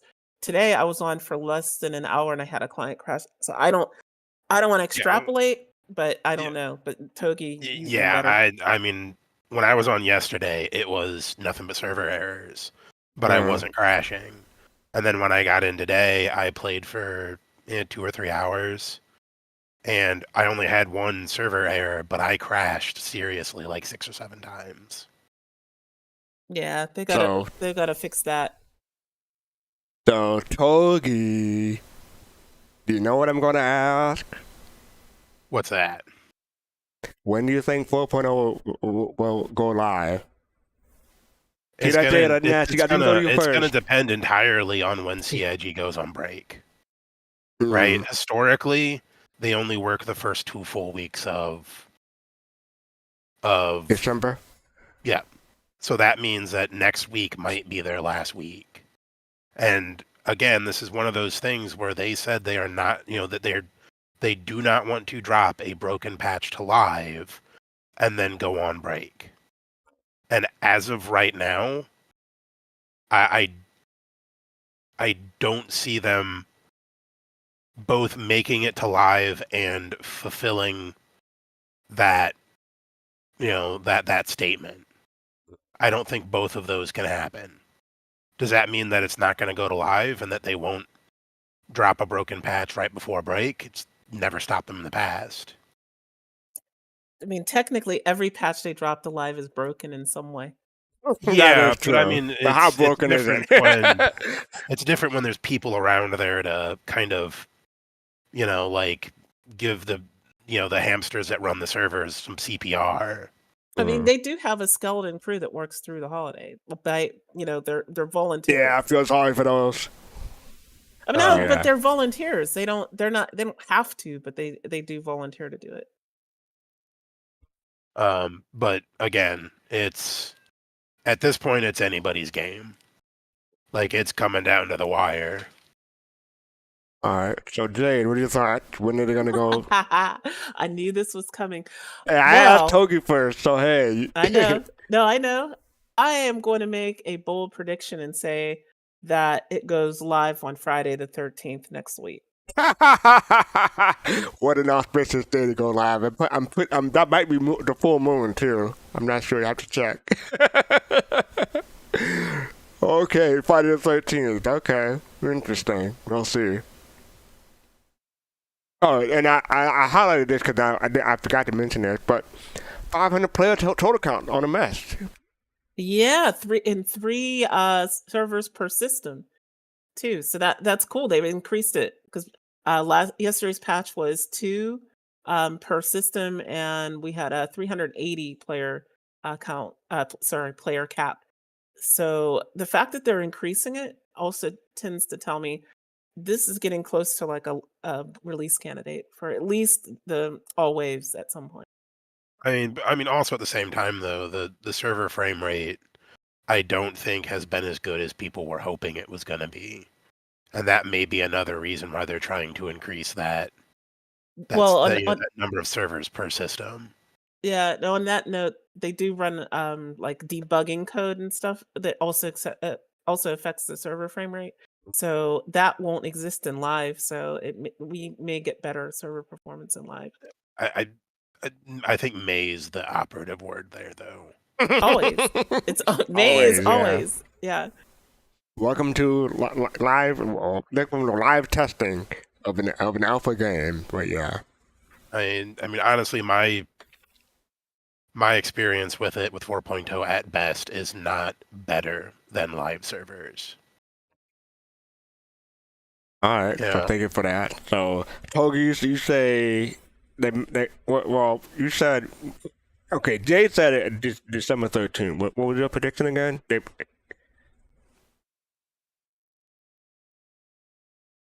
Togi? I again, like, I personally think that they're not gonna make it. They're not gonna make it December. Okay. All right. So moving on. Oh yeah. This is a jump point failure removed. Basically, they reduced the time duration during the jump point significantly. Now it's possible to fail the jump point. And our figures from CIG said, as expected, not being able to fail is just a bug that we know can occur and they are investigating. So it's not intended, basically. And Joe Kevin asked about the effects and impact of hitting one of the fires. Because basically they say that they can AFK during the tunnel with zero consequence. And the path before this one, basically. I don't know if they fixed it for this one. And Alfredo said, that is not a bug, but intended feedback. It helps to determine how close you are to hitting any part of the tunnel until you just see it closer to that point. So yeah. So they're still investigating and testing out how they want the jump point tunnel to work and how it affects the player. So yeah, keep on at it. But right now, it seems like they're shortening the jump point duration, and you can't fail it at the moment. Yeah, I was gonna say one of the things that everybody noticed yesterday was how short the wormhole tunnel is now, and I like that because, like, in reality, it wouldn't be long. You're basically going between two places in space time. Through space-time, right? So it actually should be shorter than quantum travel across the system. So I like that they've made it shorter. All right. Up next, this is the last one before ISC. This is a feel-good, funny post. I always save at the end. This is from Hybris. Ships are so expensive. Please, CIG, can we have a sheep ship for one?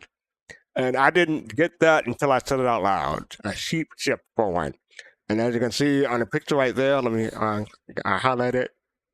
Basically, a face of a bloody toothed sheep on top of a ship. So everyone wants a sheep ship. I'm sorry, but both that image and the title is an abomination. Okay. For so far has the top voted response. The response to this thread has convinced me that it's past their bedtime. And yeah, the whole thread is like that. So check it out.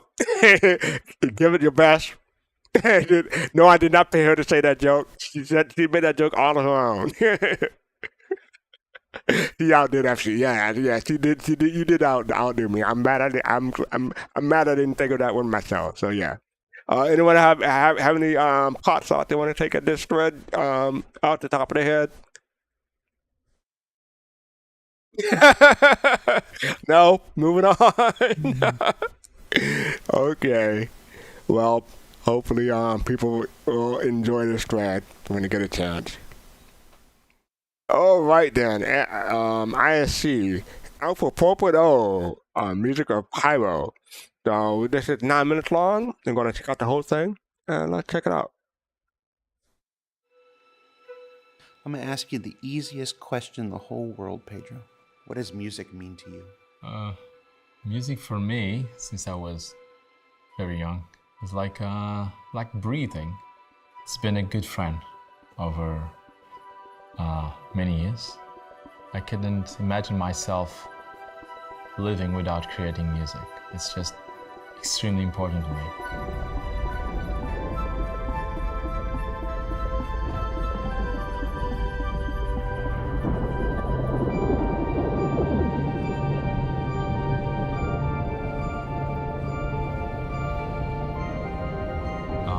jump points.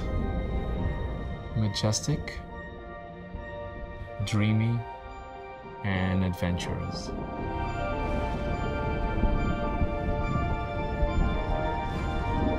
I was seeing the concept art, the very first concept art, for quite a long time, and it was very special. It was not just like a click and you're there. It was like an event by itself, and I think Sarsen does it in a very beautiful way. And I want the music to feel exactly the excitement that I feel when I look at it for the first time. I try to portray the music as if you were going to a different state of matter.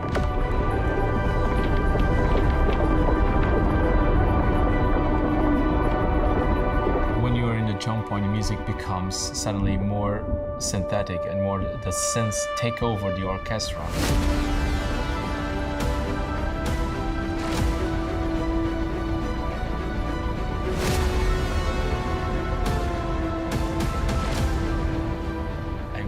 People to feel you're somewhere else where laws of physics don't really apply.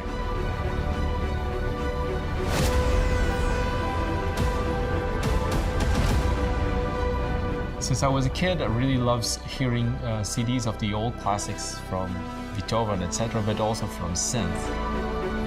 So I tried to make kind of an homage to the old school synth scoring.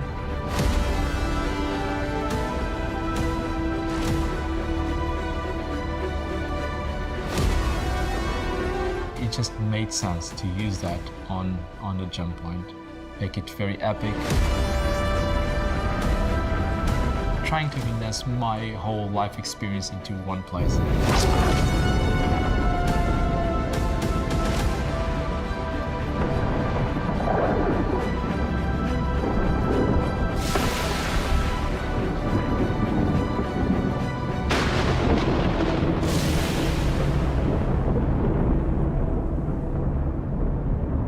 We believe that having one single track for a planet, it's not enough. When you get out of quantum and you see the planet just like a sphere, we thought that it would be great if there was like just a very small stinger just telling you what you're about to expect. As if an echo of the soul of the planet. Making sure that you understand you are in the outskirts of Pyro 1.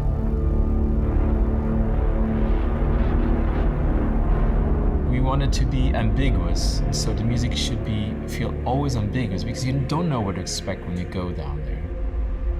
What will come up when I land and get out of the ship? If it's peaceful and there's no danger and there's nothing threatening you, then the track that I created, which is very, peaceful and beautiful, depending on the planet, of course, should come up. So it's like a three-stage approach. It's kind of almost like you're in a cinematic experience, going down to the surface.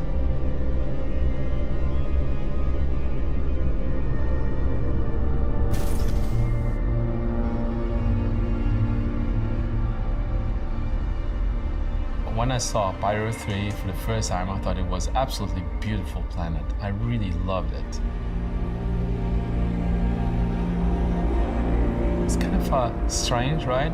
That you are in a supposedly dangerous system with such beautiful planets.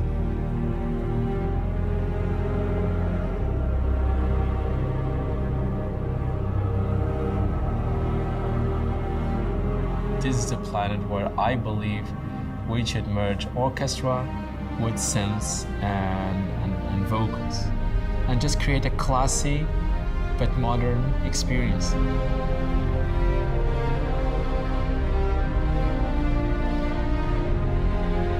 There's some eerie sounds in it, but everything very subtle.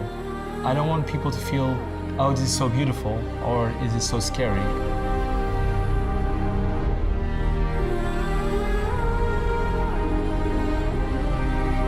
and then eventually the music may come into them.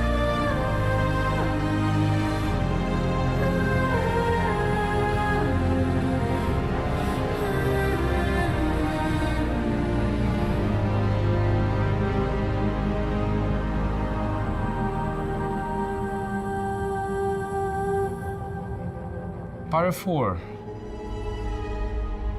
Pyro 4 is a bit more alien. Beautiful. And free. I don't know if people feel slightly uneasy, but still admire the beauty of Pyro 4. And make sure people understand we are in a very alien world. The way I did it was very smooth orchestra, very simple, and just trying to give players like a cathartic experience. Just be there and admire the art that was done for that world.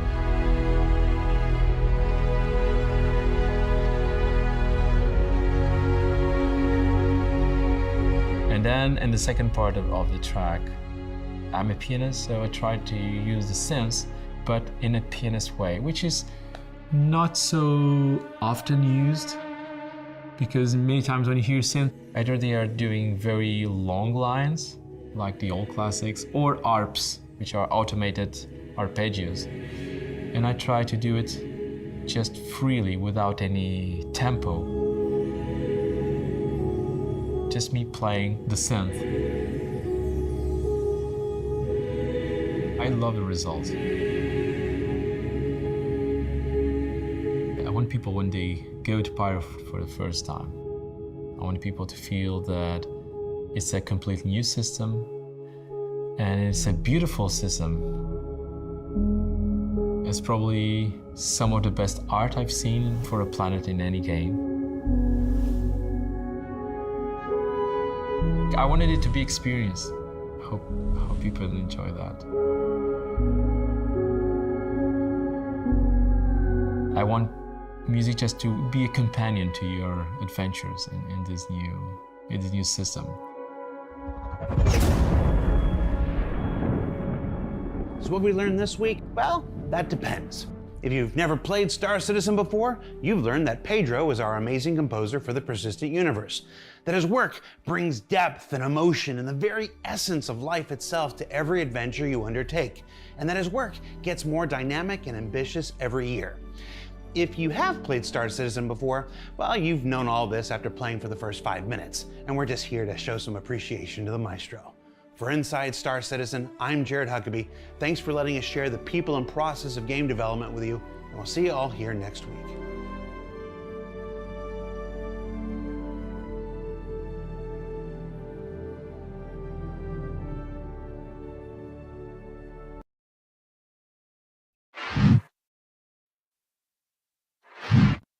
And we are back.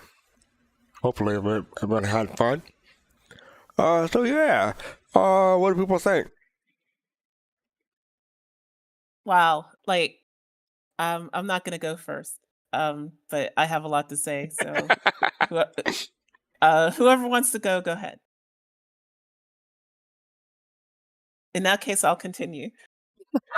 Okay, so movies have Hans Zimmer. Pedro Camacho is the Hans Zimmer of video games. Okay, like for people who don't know, I actually minored in music, so like I love any deep dive they do with Pedro, and like hearing his influences confirmed what I thought when I was listening to his music, not just in Pyro but in general. Like he's influenced by so much in classical music, Bach, Beethoven, Mozart, yeah, but like Chopin, Vivaldi, like you hear it all. And then like the synth stuff, like you hear like Vangelis, you hear like Wendy Carlos. It's amazing. Like there's nothing that he can't do as a composer. I truly believe that, and we are so lucky to have him. That's all. Thank you for that. Anyone else? See, I like music, right? But like music is among the first things I turn off in Star Citizen.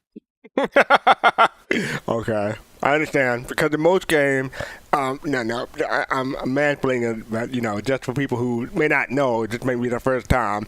A lot of game music gets old in like the first 5 minutes or like the first not day even that, like, after you start playing. But yeah, like it's a game with open PvP. I need the situational awareness a lot more than I need music. Mm.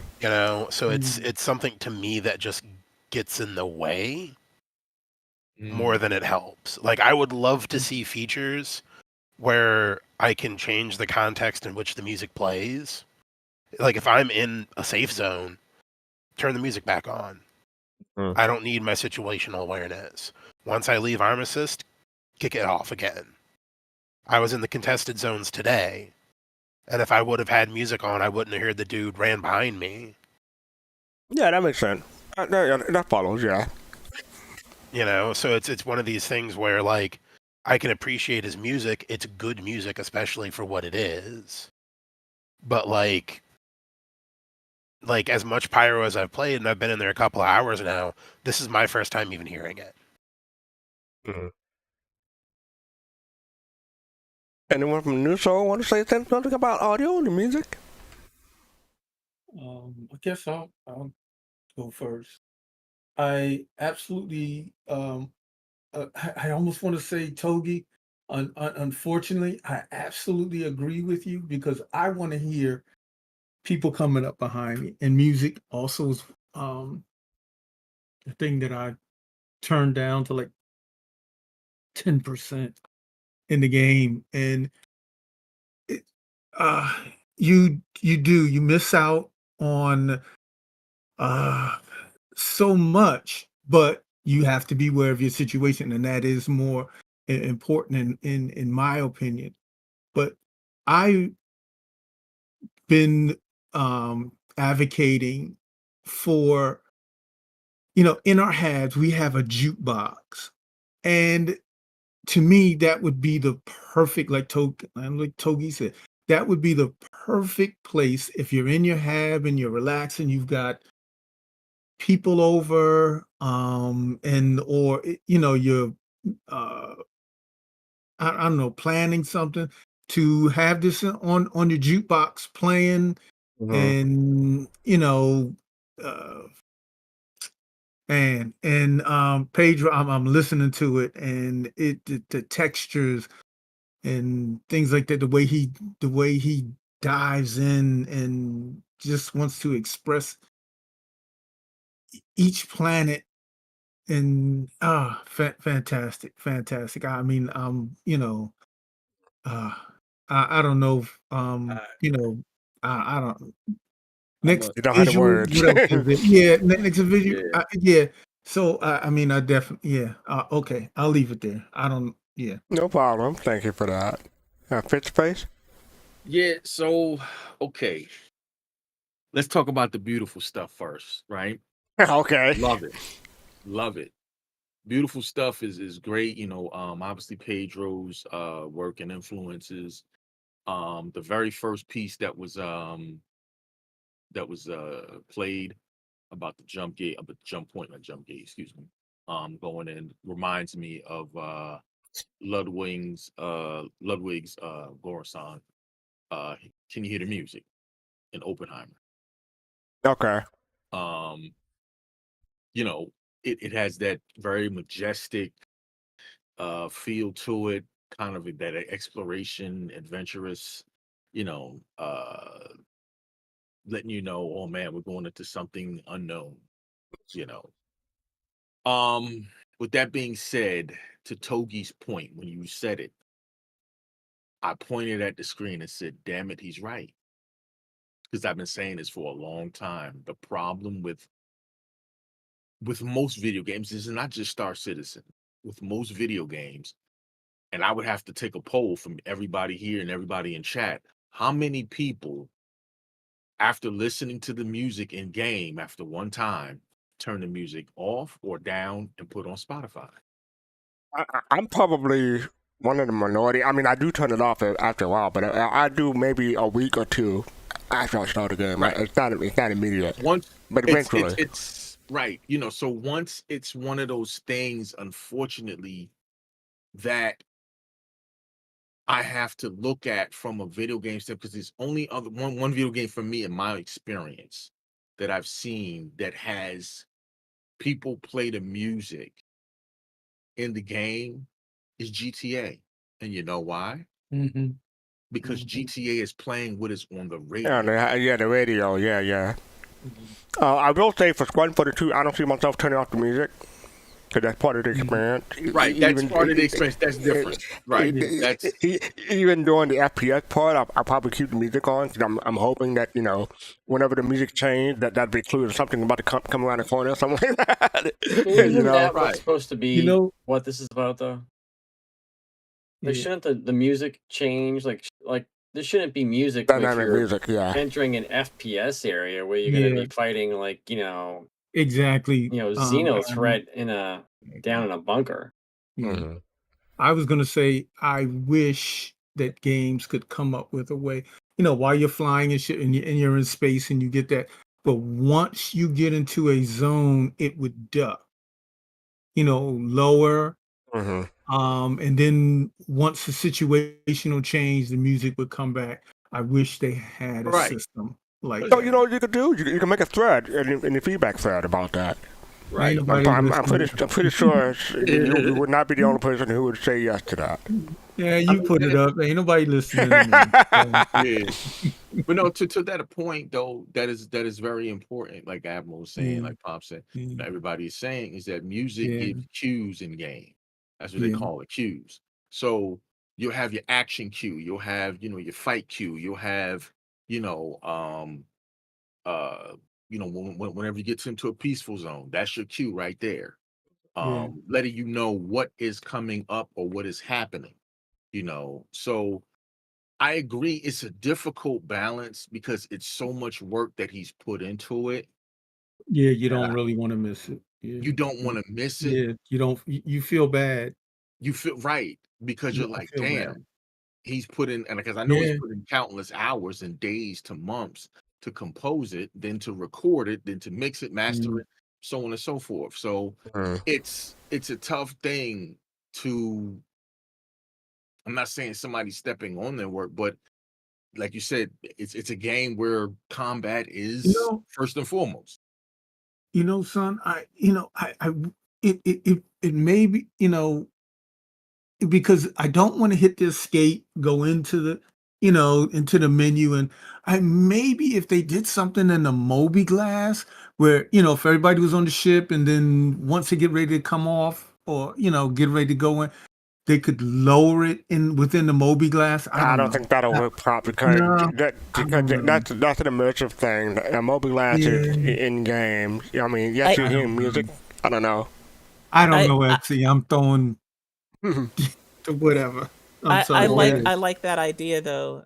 I like that idea a lot. And I do think it's something that they could implement. I mean, if it, there's already things that break immersion already that they've done. Where if they were to do that, I don't have a problem with it. I will say this: combat is not first and foremost for everybody that plays Star Citizen. So, there are people who their main game loop is just running cargo, being a space trucker. So, for them, maybe they listen to this a lot. I mean, I started the People's Radio because people kind of wanted that GTA experience too, of like an immersive radio station, right? And I listen to the in-game music maybe, I don't know, 10, 20 times, but then it's like, okay, I've heard this, it's great music.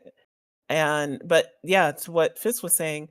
After a while, like if you play a game a lot, then it's like, yeah, but I'd like to hear something else too. So yeah, there are options. Yeah. For me, like I would say, when Star Citizen 1.0 or whatever comes out, I'll probably turn the music off after a couple of weeks. But whenever they introduce a new system like Sherman or Terror or something like that, I would make sure I turn the music back on just in case. So let me ask you a question then. So this is a question for everybody.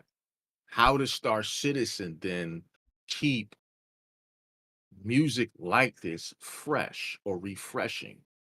Yeah. Different path, different expansion, not expansion, but different path to add new content.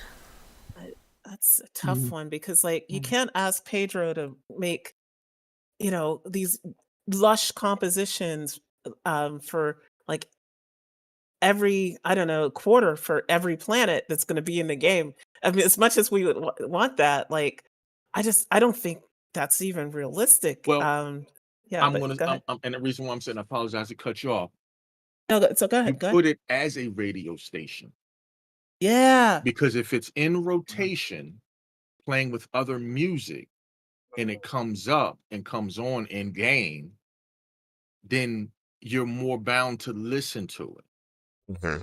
Right? Yeah, that's a fair point. Yeah, that's a great point. The only issue I could see with that is that the way CIG's done this, they have Pedro writing this music specifically to give you a certain mood when you go to these places, and that kind of putting it into rotation sort of takes away from the fact that it's location specific music. But I have no problems with that idea at all if they want to do that. I think it's a great idea.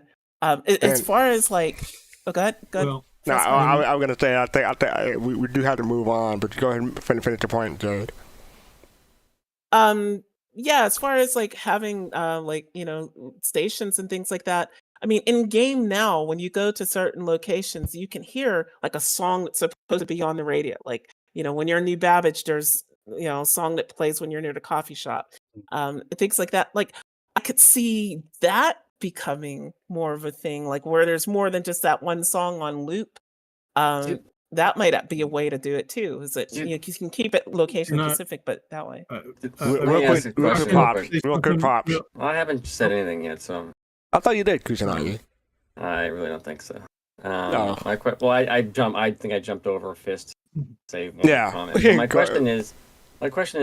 Oh, no question. Take a statement, please, Jim. Do they already have to go have on. like things in the game where they have like 10% of a song?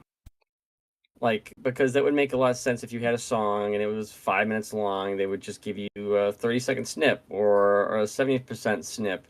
And that way you would once in a while you would get the full thing. And it would kind of keep it fresh if you only heard it like, once every like month and a half. And it would stay specific to the planet like they intended. All right. So we do have to move on. I'm sorry. I was just going to say there's the song that loops in Wally's that's been there since we got New Babbage. So, and that's, pop song. Yeah. No, what I wanted to say is that I forget the name of the gentleman my son and I have reached out to, and what we are advocating for, not to touch on part of what Jade said, we were advocating for a community way to put music into the game, royalty-free music in the game. That way you do have variety. Yeah. But, and with that, we do have to move on. I'm sorry, but I just wanted to say... shout out to Fluro and the Jump Point Collective. That's all. I should have said before we started this ISC to listen with your headphones. That would have been a positive. Sorry, I forgot to say that. And I just want to draw a point out to the puppet that's in the screen now. Evidently, they're keeping it around, so yeah, they're getting their money for it. Jade, we're gonna skip the Reddit thread. We're gonna go straight to the Machinima. Got it. All right, so Machinima is our friend from ZarkMedia, reporting from the show floor, Hubwire Galactic. This came out yesterday, in fact. But we're only going to watch the first 10 minutes of it because it's 19 minutes long. So we're going to stop it after 10 minutes. So let's check it out.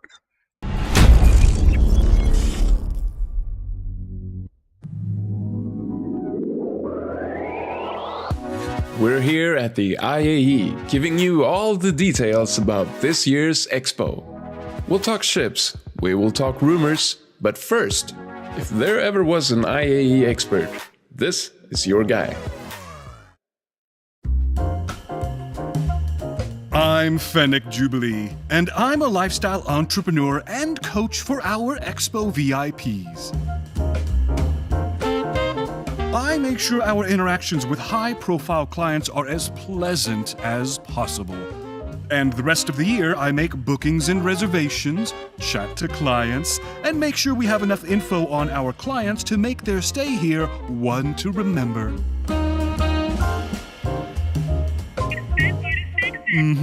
Yes, there will be a full team of veterinarians to bring your space cow to the hotel. Oh, I am so sorry. Oh, well, great. Yes, I'll have it cleaned for you. I've been based here since 2950, so it's essentially my home. And I constantly bump into customers in the commons, be it at lunch or in the elevators. And when I see those customers, friends, I have to be engaging, enticing, a product.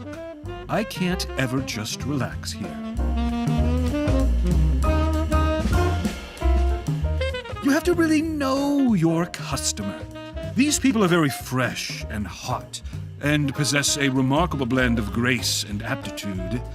Their perspiration for excellence is simply unmatched, seen mostly when they navigate the world with the poise of a well-trained Copian. Meow. It's hard work, but I love it. I love people.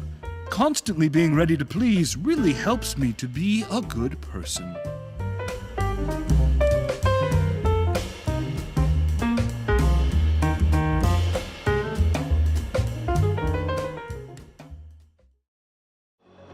He can serve me anytime. In case the IAE would change location, we did send a reporter over to Orison. Turns out though, he's not too surprised. The IAE is still here in New Babbage. You can say that again.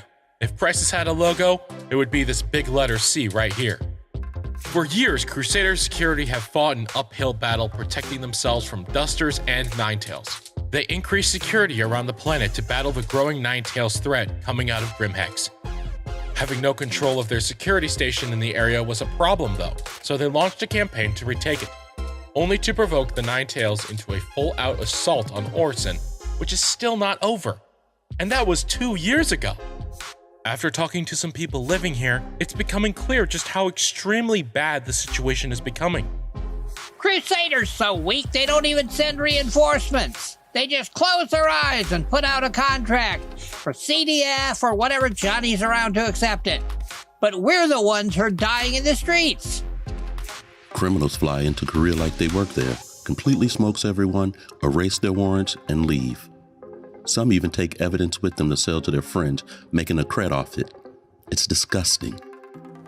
You know, people sometimes escape from prison, and that's bad. But here, they come here to fully avoid it. Orison's beautiful, but security over here just couldn't be worse. I hope I make it home. For Hubwire Galactic, I'm Marcus Hurst. Welcome back to New Babbage, one of the few places in Stanton where you don't get murdered each week. Now, you might be wondering what it's like setting up an event like the IAE. I couldn't tell you, but here's someone who can. My name is Clark Circus. I'm an interactive designer here at Tobin. I like my job, especially during IAE. With the roof opening up to change the ships around, we're actually setting up most of the show in the freezing temperatures. And here's one of our amazing floristas. Mox, get over here. This is Mox, one of our newest recruits. These volunteer guys really make the magic happen. Oh, hey, the doors are opening soon. Could you, look better? Yeah. And remember the dress code charter.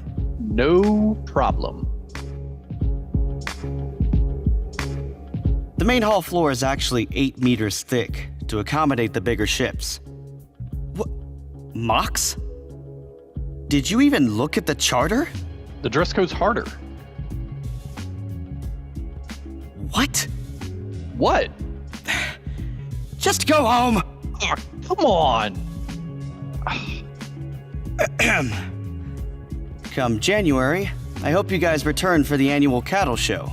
where settlers from around the planet come here to show off their best breeds from the quasi-grazer.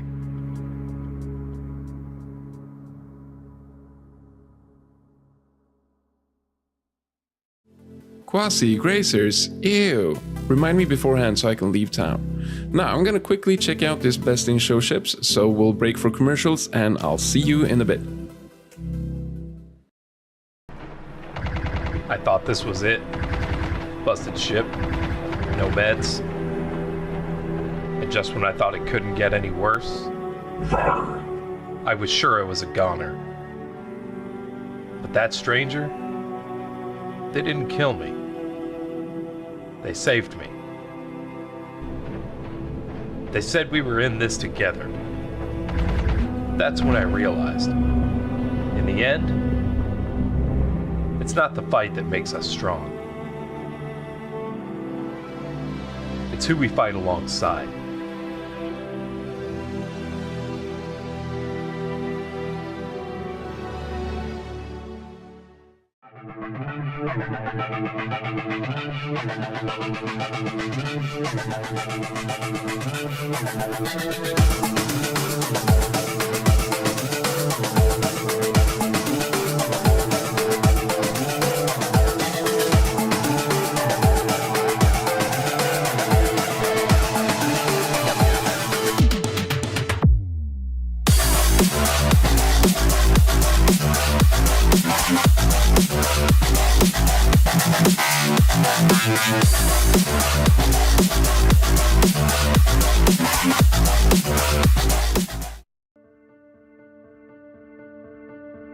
The first human to break the sound barrier, Chuck Yeager, once said, "You don't concentrate on risks, you concentrate on results."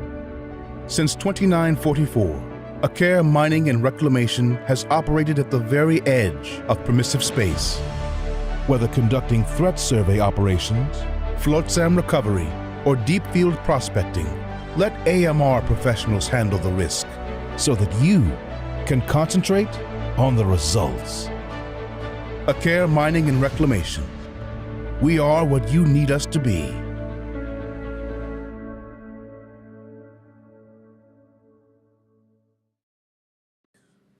Welcome back. Time is ticking, so let's dive straight into something serious. IAE organizers, we need to talk.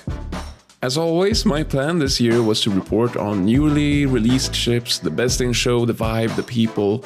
But this year, all of that falls into shadow behind a complete lack of care from you.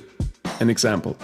Over the years, the expo has always run with an annually changing specific color theme, but as you can see here, Tobin Expo Center has just reused the decorations from last year. Even the best in show skins just look like different designs for last year's expo. And when you arrive in New Babbage, you're even greeted by the 2953 expo screens, set at a ridiculous low quality. Signs aren't working, even workers aren't working. According to the signs in the expo lobby, halls should stay open for 48 hours, but in reality, they close after 24. The expo holo tower was never activated, and visitors are reporting they can't even reach the halls. Is the expo even happening? Even the ads running on the show floor here behind me are from last year.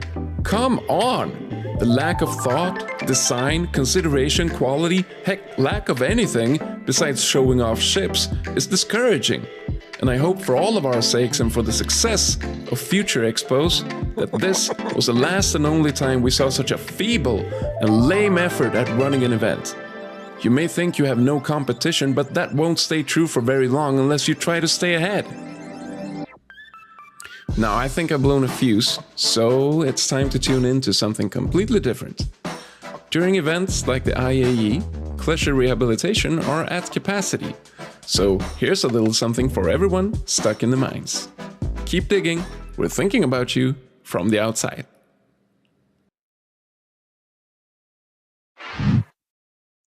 Okay, yeah. Tell us how you really feel, Oliver.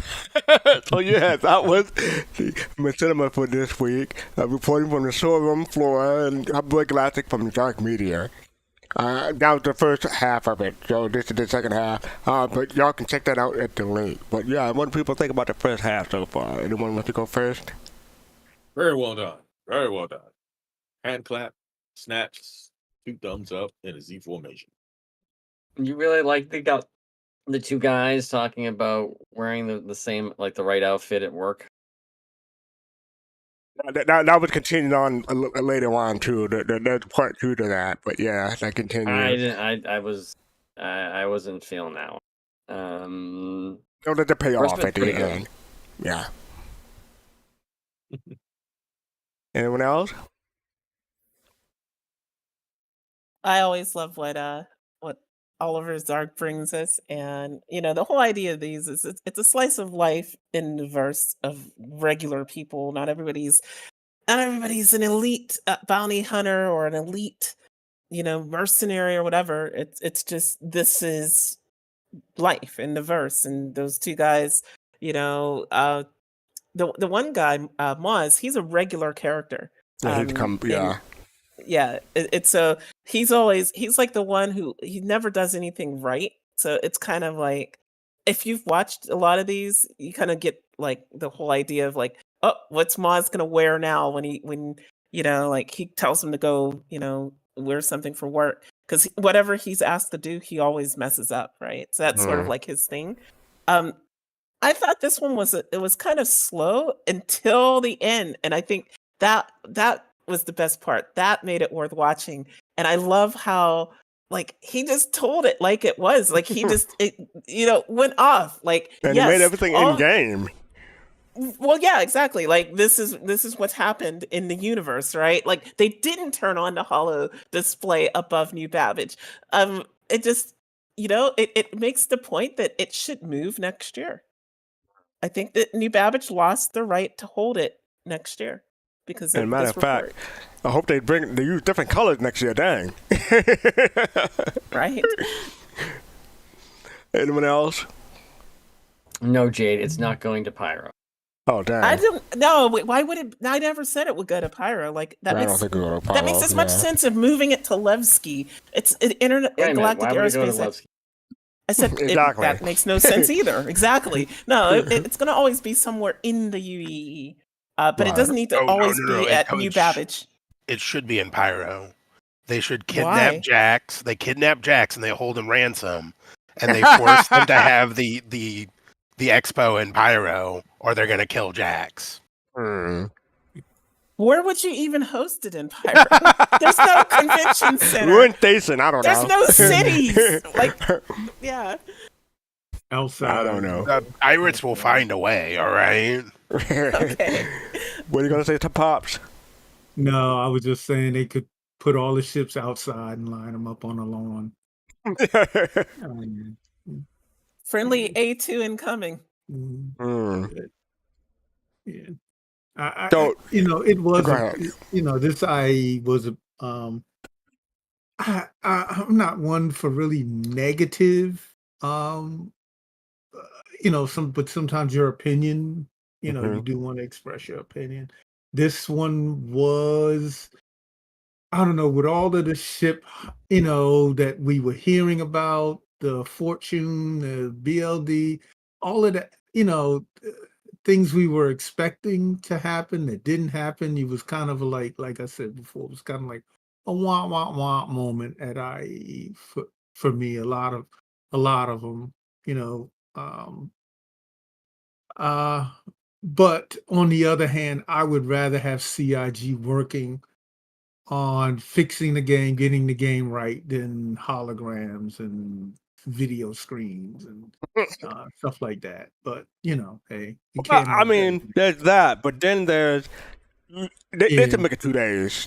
They should put out a pilot. Yeah, I don't know what happened with that. I don't know what happened. Togi put a little something in your shoulder while I wasn't looking. They came out with a post, I think it was on Monday, right? So this thing came out, I think, Friday. I tried to go into IE on Saturday to check out the second day because the first, I was like, I'll just go see 2 at the same time.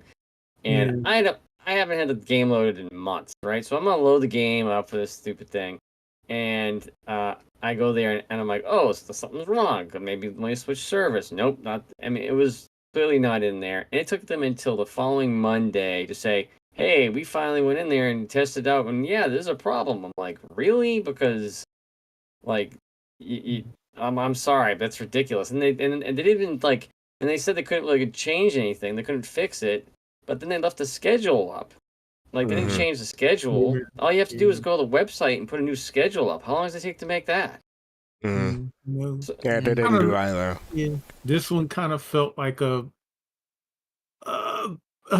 not as bad as Alien Week. I'll say I don't even remember it. it was Alien Week is just like what was that? I don't even remember. It But comes this and one- goes, and nobody notices. Yeah, nobody even noticed Alien Week. But real quick, I wanted to point out this guy real quick. Hold on, let me run mute. Fly into Korea like they work there, completely smokes everyone, erase their warrants, and leave. Some even take evidence with them to sell to their friends, making a cred off it. It's disgusting. Who is that guy? I tried finding him at the end of the credit, but I didn't see who that was. Does anyone know who that is? I thought that was you. No. No. Could be an Anyone AI know? voice. Who? Could be an AI voice. 11. It is? Okay. That was a good voice. That's what I thought. That's what I thought, because it sounded a little bit like some of the 11 Labs voices. Okay. All right. Did we get the Polaris at IAE, or did we get that right before it? I felt like we got that right IAE. before. Did we get it? No, at it was IAE? IAE. The only Yeah, thing we got like IAE. surprised on this was the heavy Paladin. fighter thing. The Paladin, yeah. Yeah, that was And the that part. had Yeah. decent leaks anyways too. So I mean, they just Like, I don't know. I They need to still keep stuff think closer to they the chest. meant. I mean, I- what were I people still- expecting? Like it's the same still thing think that every they year. were planning on putting out the Guardian, but they changed their mind. That's what it Well, feels like to clearly me. they could have released the Street Sweeper because they showed it in the video. Hey, Young people. Hey, they That show a would've lot made of things in their videos. They show better dances. They show cool thumbs up emotes from your pilot seat. We don't have those. I don't expect that street sweeper thing. The Raptor. All right. Well, I think it's time to wrap up. But yeah, that is ZarkMedia from the showroom floors. Great video. Check out the rest of the second half of the video when you get a chance. All right, let me pause this and remind people. I just want to thank people again for those of you who attended the Virtual Bar Citizen last Saturday. We had a lot of fun. Learned some new stuff from Dan and oh shoot, Knight Rider. Thank you. So yeah, Knight Rider, and yeah, so it was pretty good. So hopefully, when we do another one, people will be able to come. So yeah, hope everybody had fun. So thank you for that. You might even be able to beat me at trivia. I'm not going to comment on that one. I'm going to leave that one alone. I'd have to create a better You tried to AI bait bot me just now. beat your AI bot. You tried to bait me just now. I see what you did. I see what you did. Yes. Anyway, so yes, we're gonna wrap up. Thank everybody for joining me. Cameron Chris 96 Face, Poppin' Face, Toby, and Jade. Thank everybody in the chat for chiming in. Y'all were active and participating, and especially when Oliver Dark was going off. I thought that was pretty cool. So thank you all for hanging out. You want to come and Soul Bro, Soul Sister, Soul Mate, Soul Citizen membership has the privilege to click the join button below on YouTube. You want to follow us on social media with Soul Citizen, put an S on the end everywhere on social media. Want to support us, you can buy merchandise, or you can support us on Patreon. And or you can and make sure you hit like, subscribe, and follow depending on what platform you're on. And hit the notification bell to know when we go live. And I think we don't have Griffin, so I gotta figure out who we're gonna raid. I'm supposed to do that before, but I forgot to, so my bad. So let me see who we're raiding. Abdi's up. Becky's up. Miss Gab's up. All playing Star Citizen. Who was the first two you said? Oh, Abdi. Abdi, and Yeah, Becky Abdi. on Blast, and Miss Gabs. Let's do Abdi. So yeah, I'm gonna click on here and copy his link and set that up real quick. Hopefully he's not ending soon. One moment while I set this up.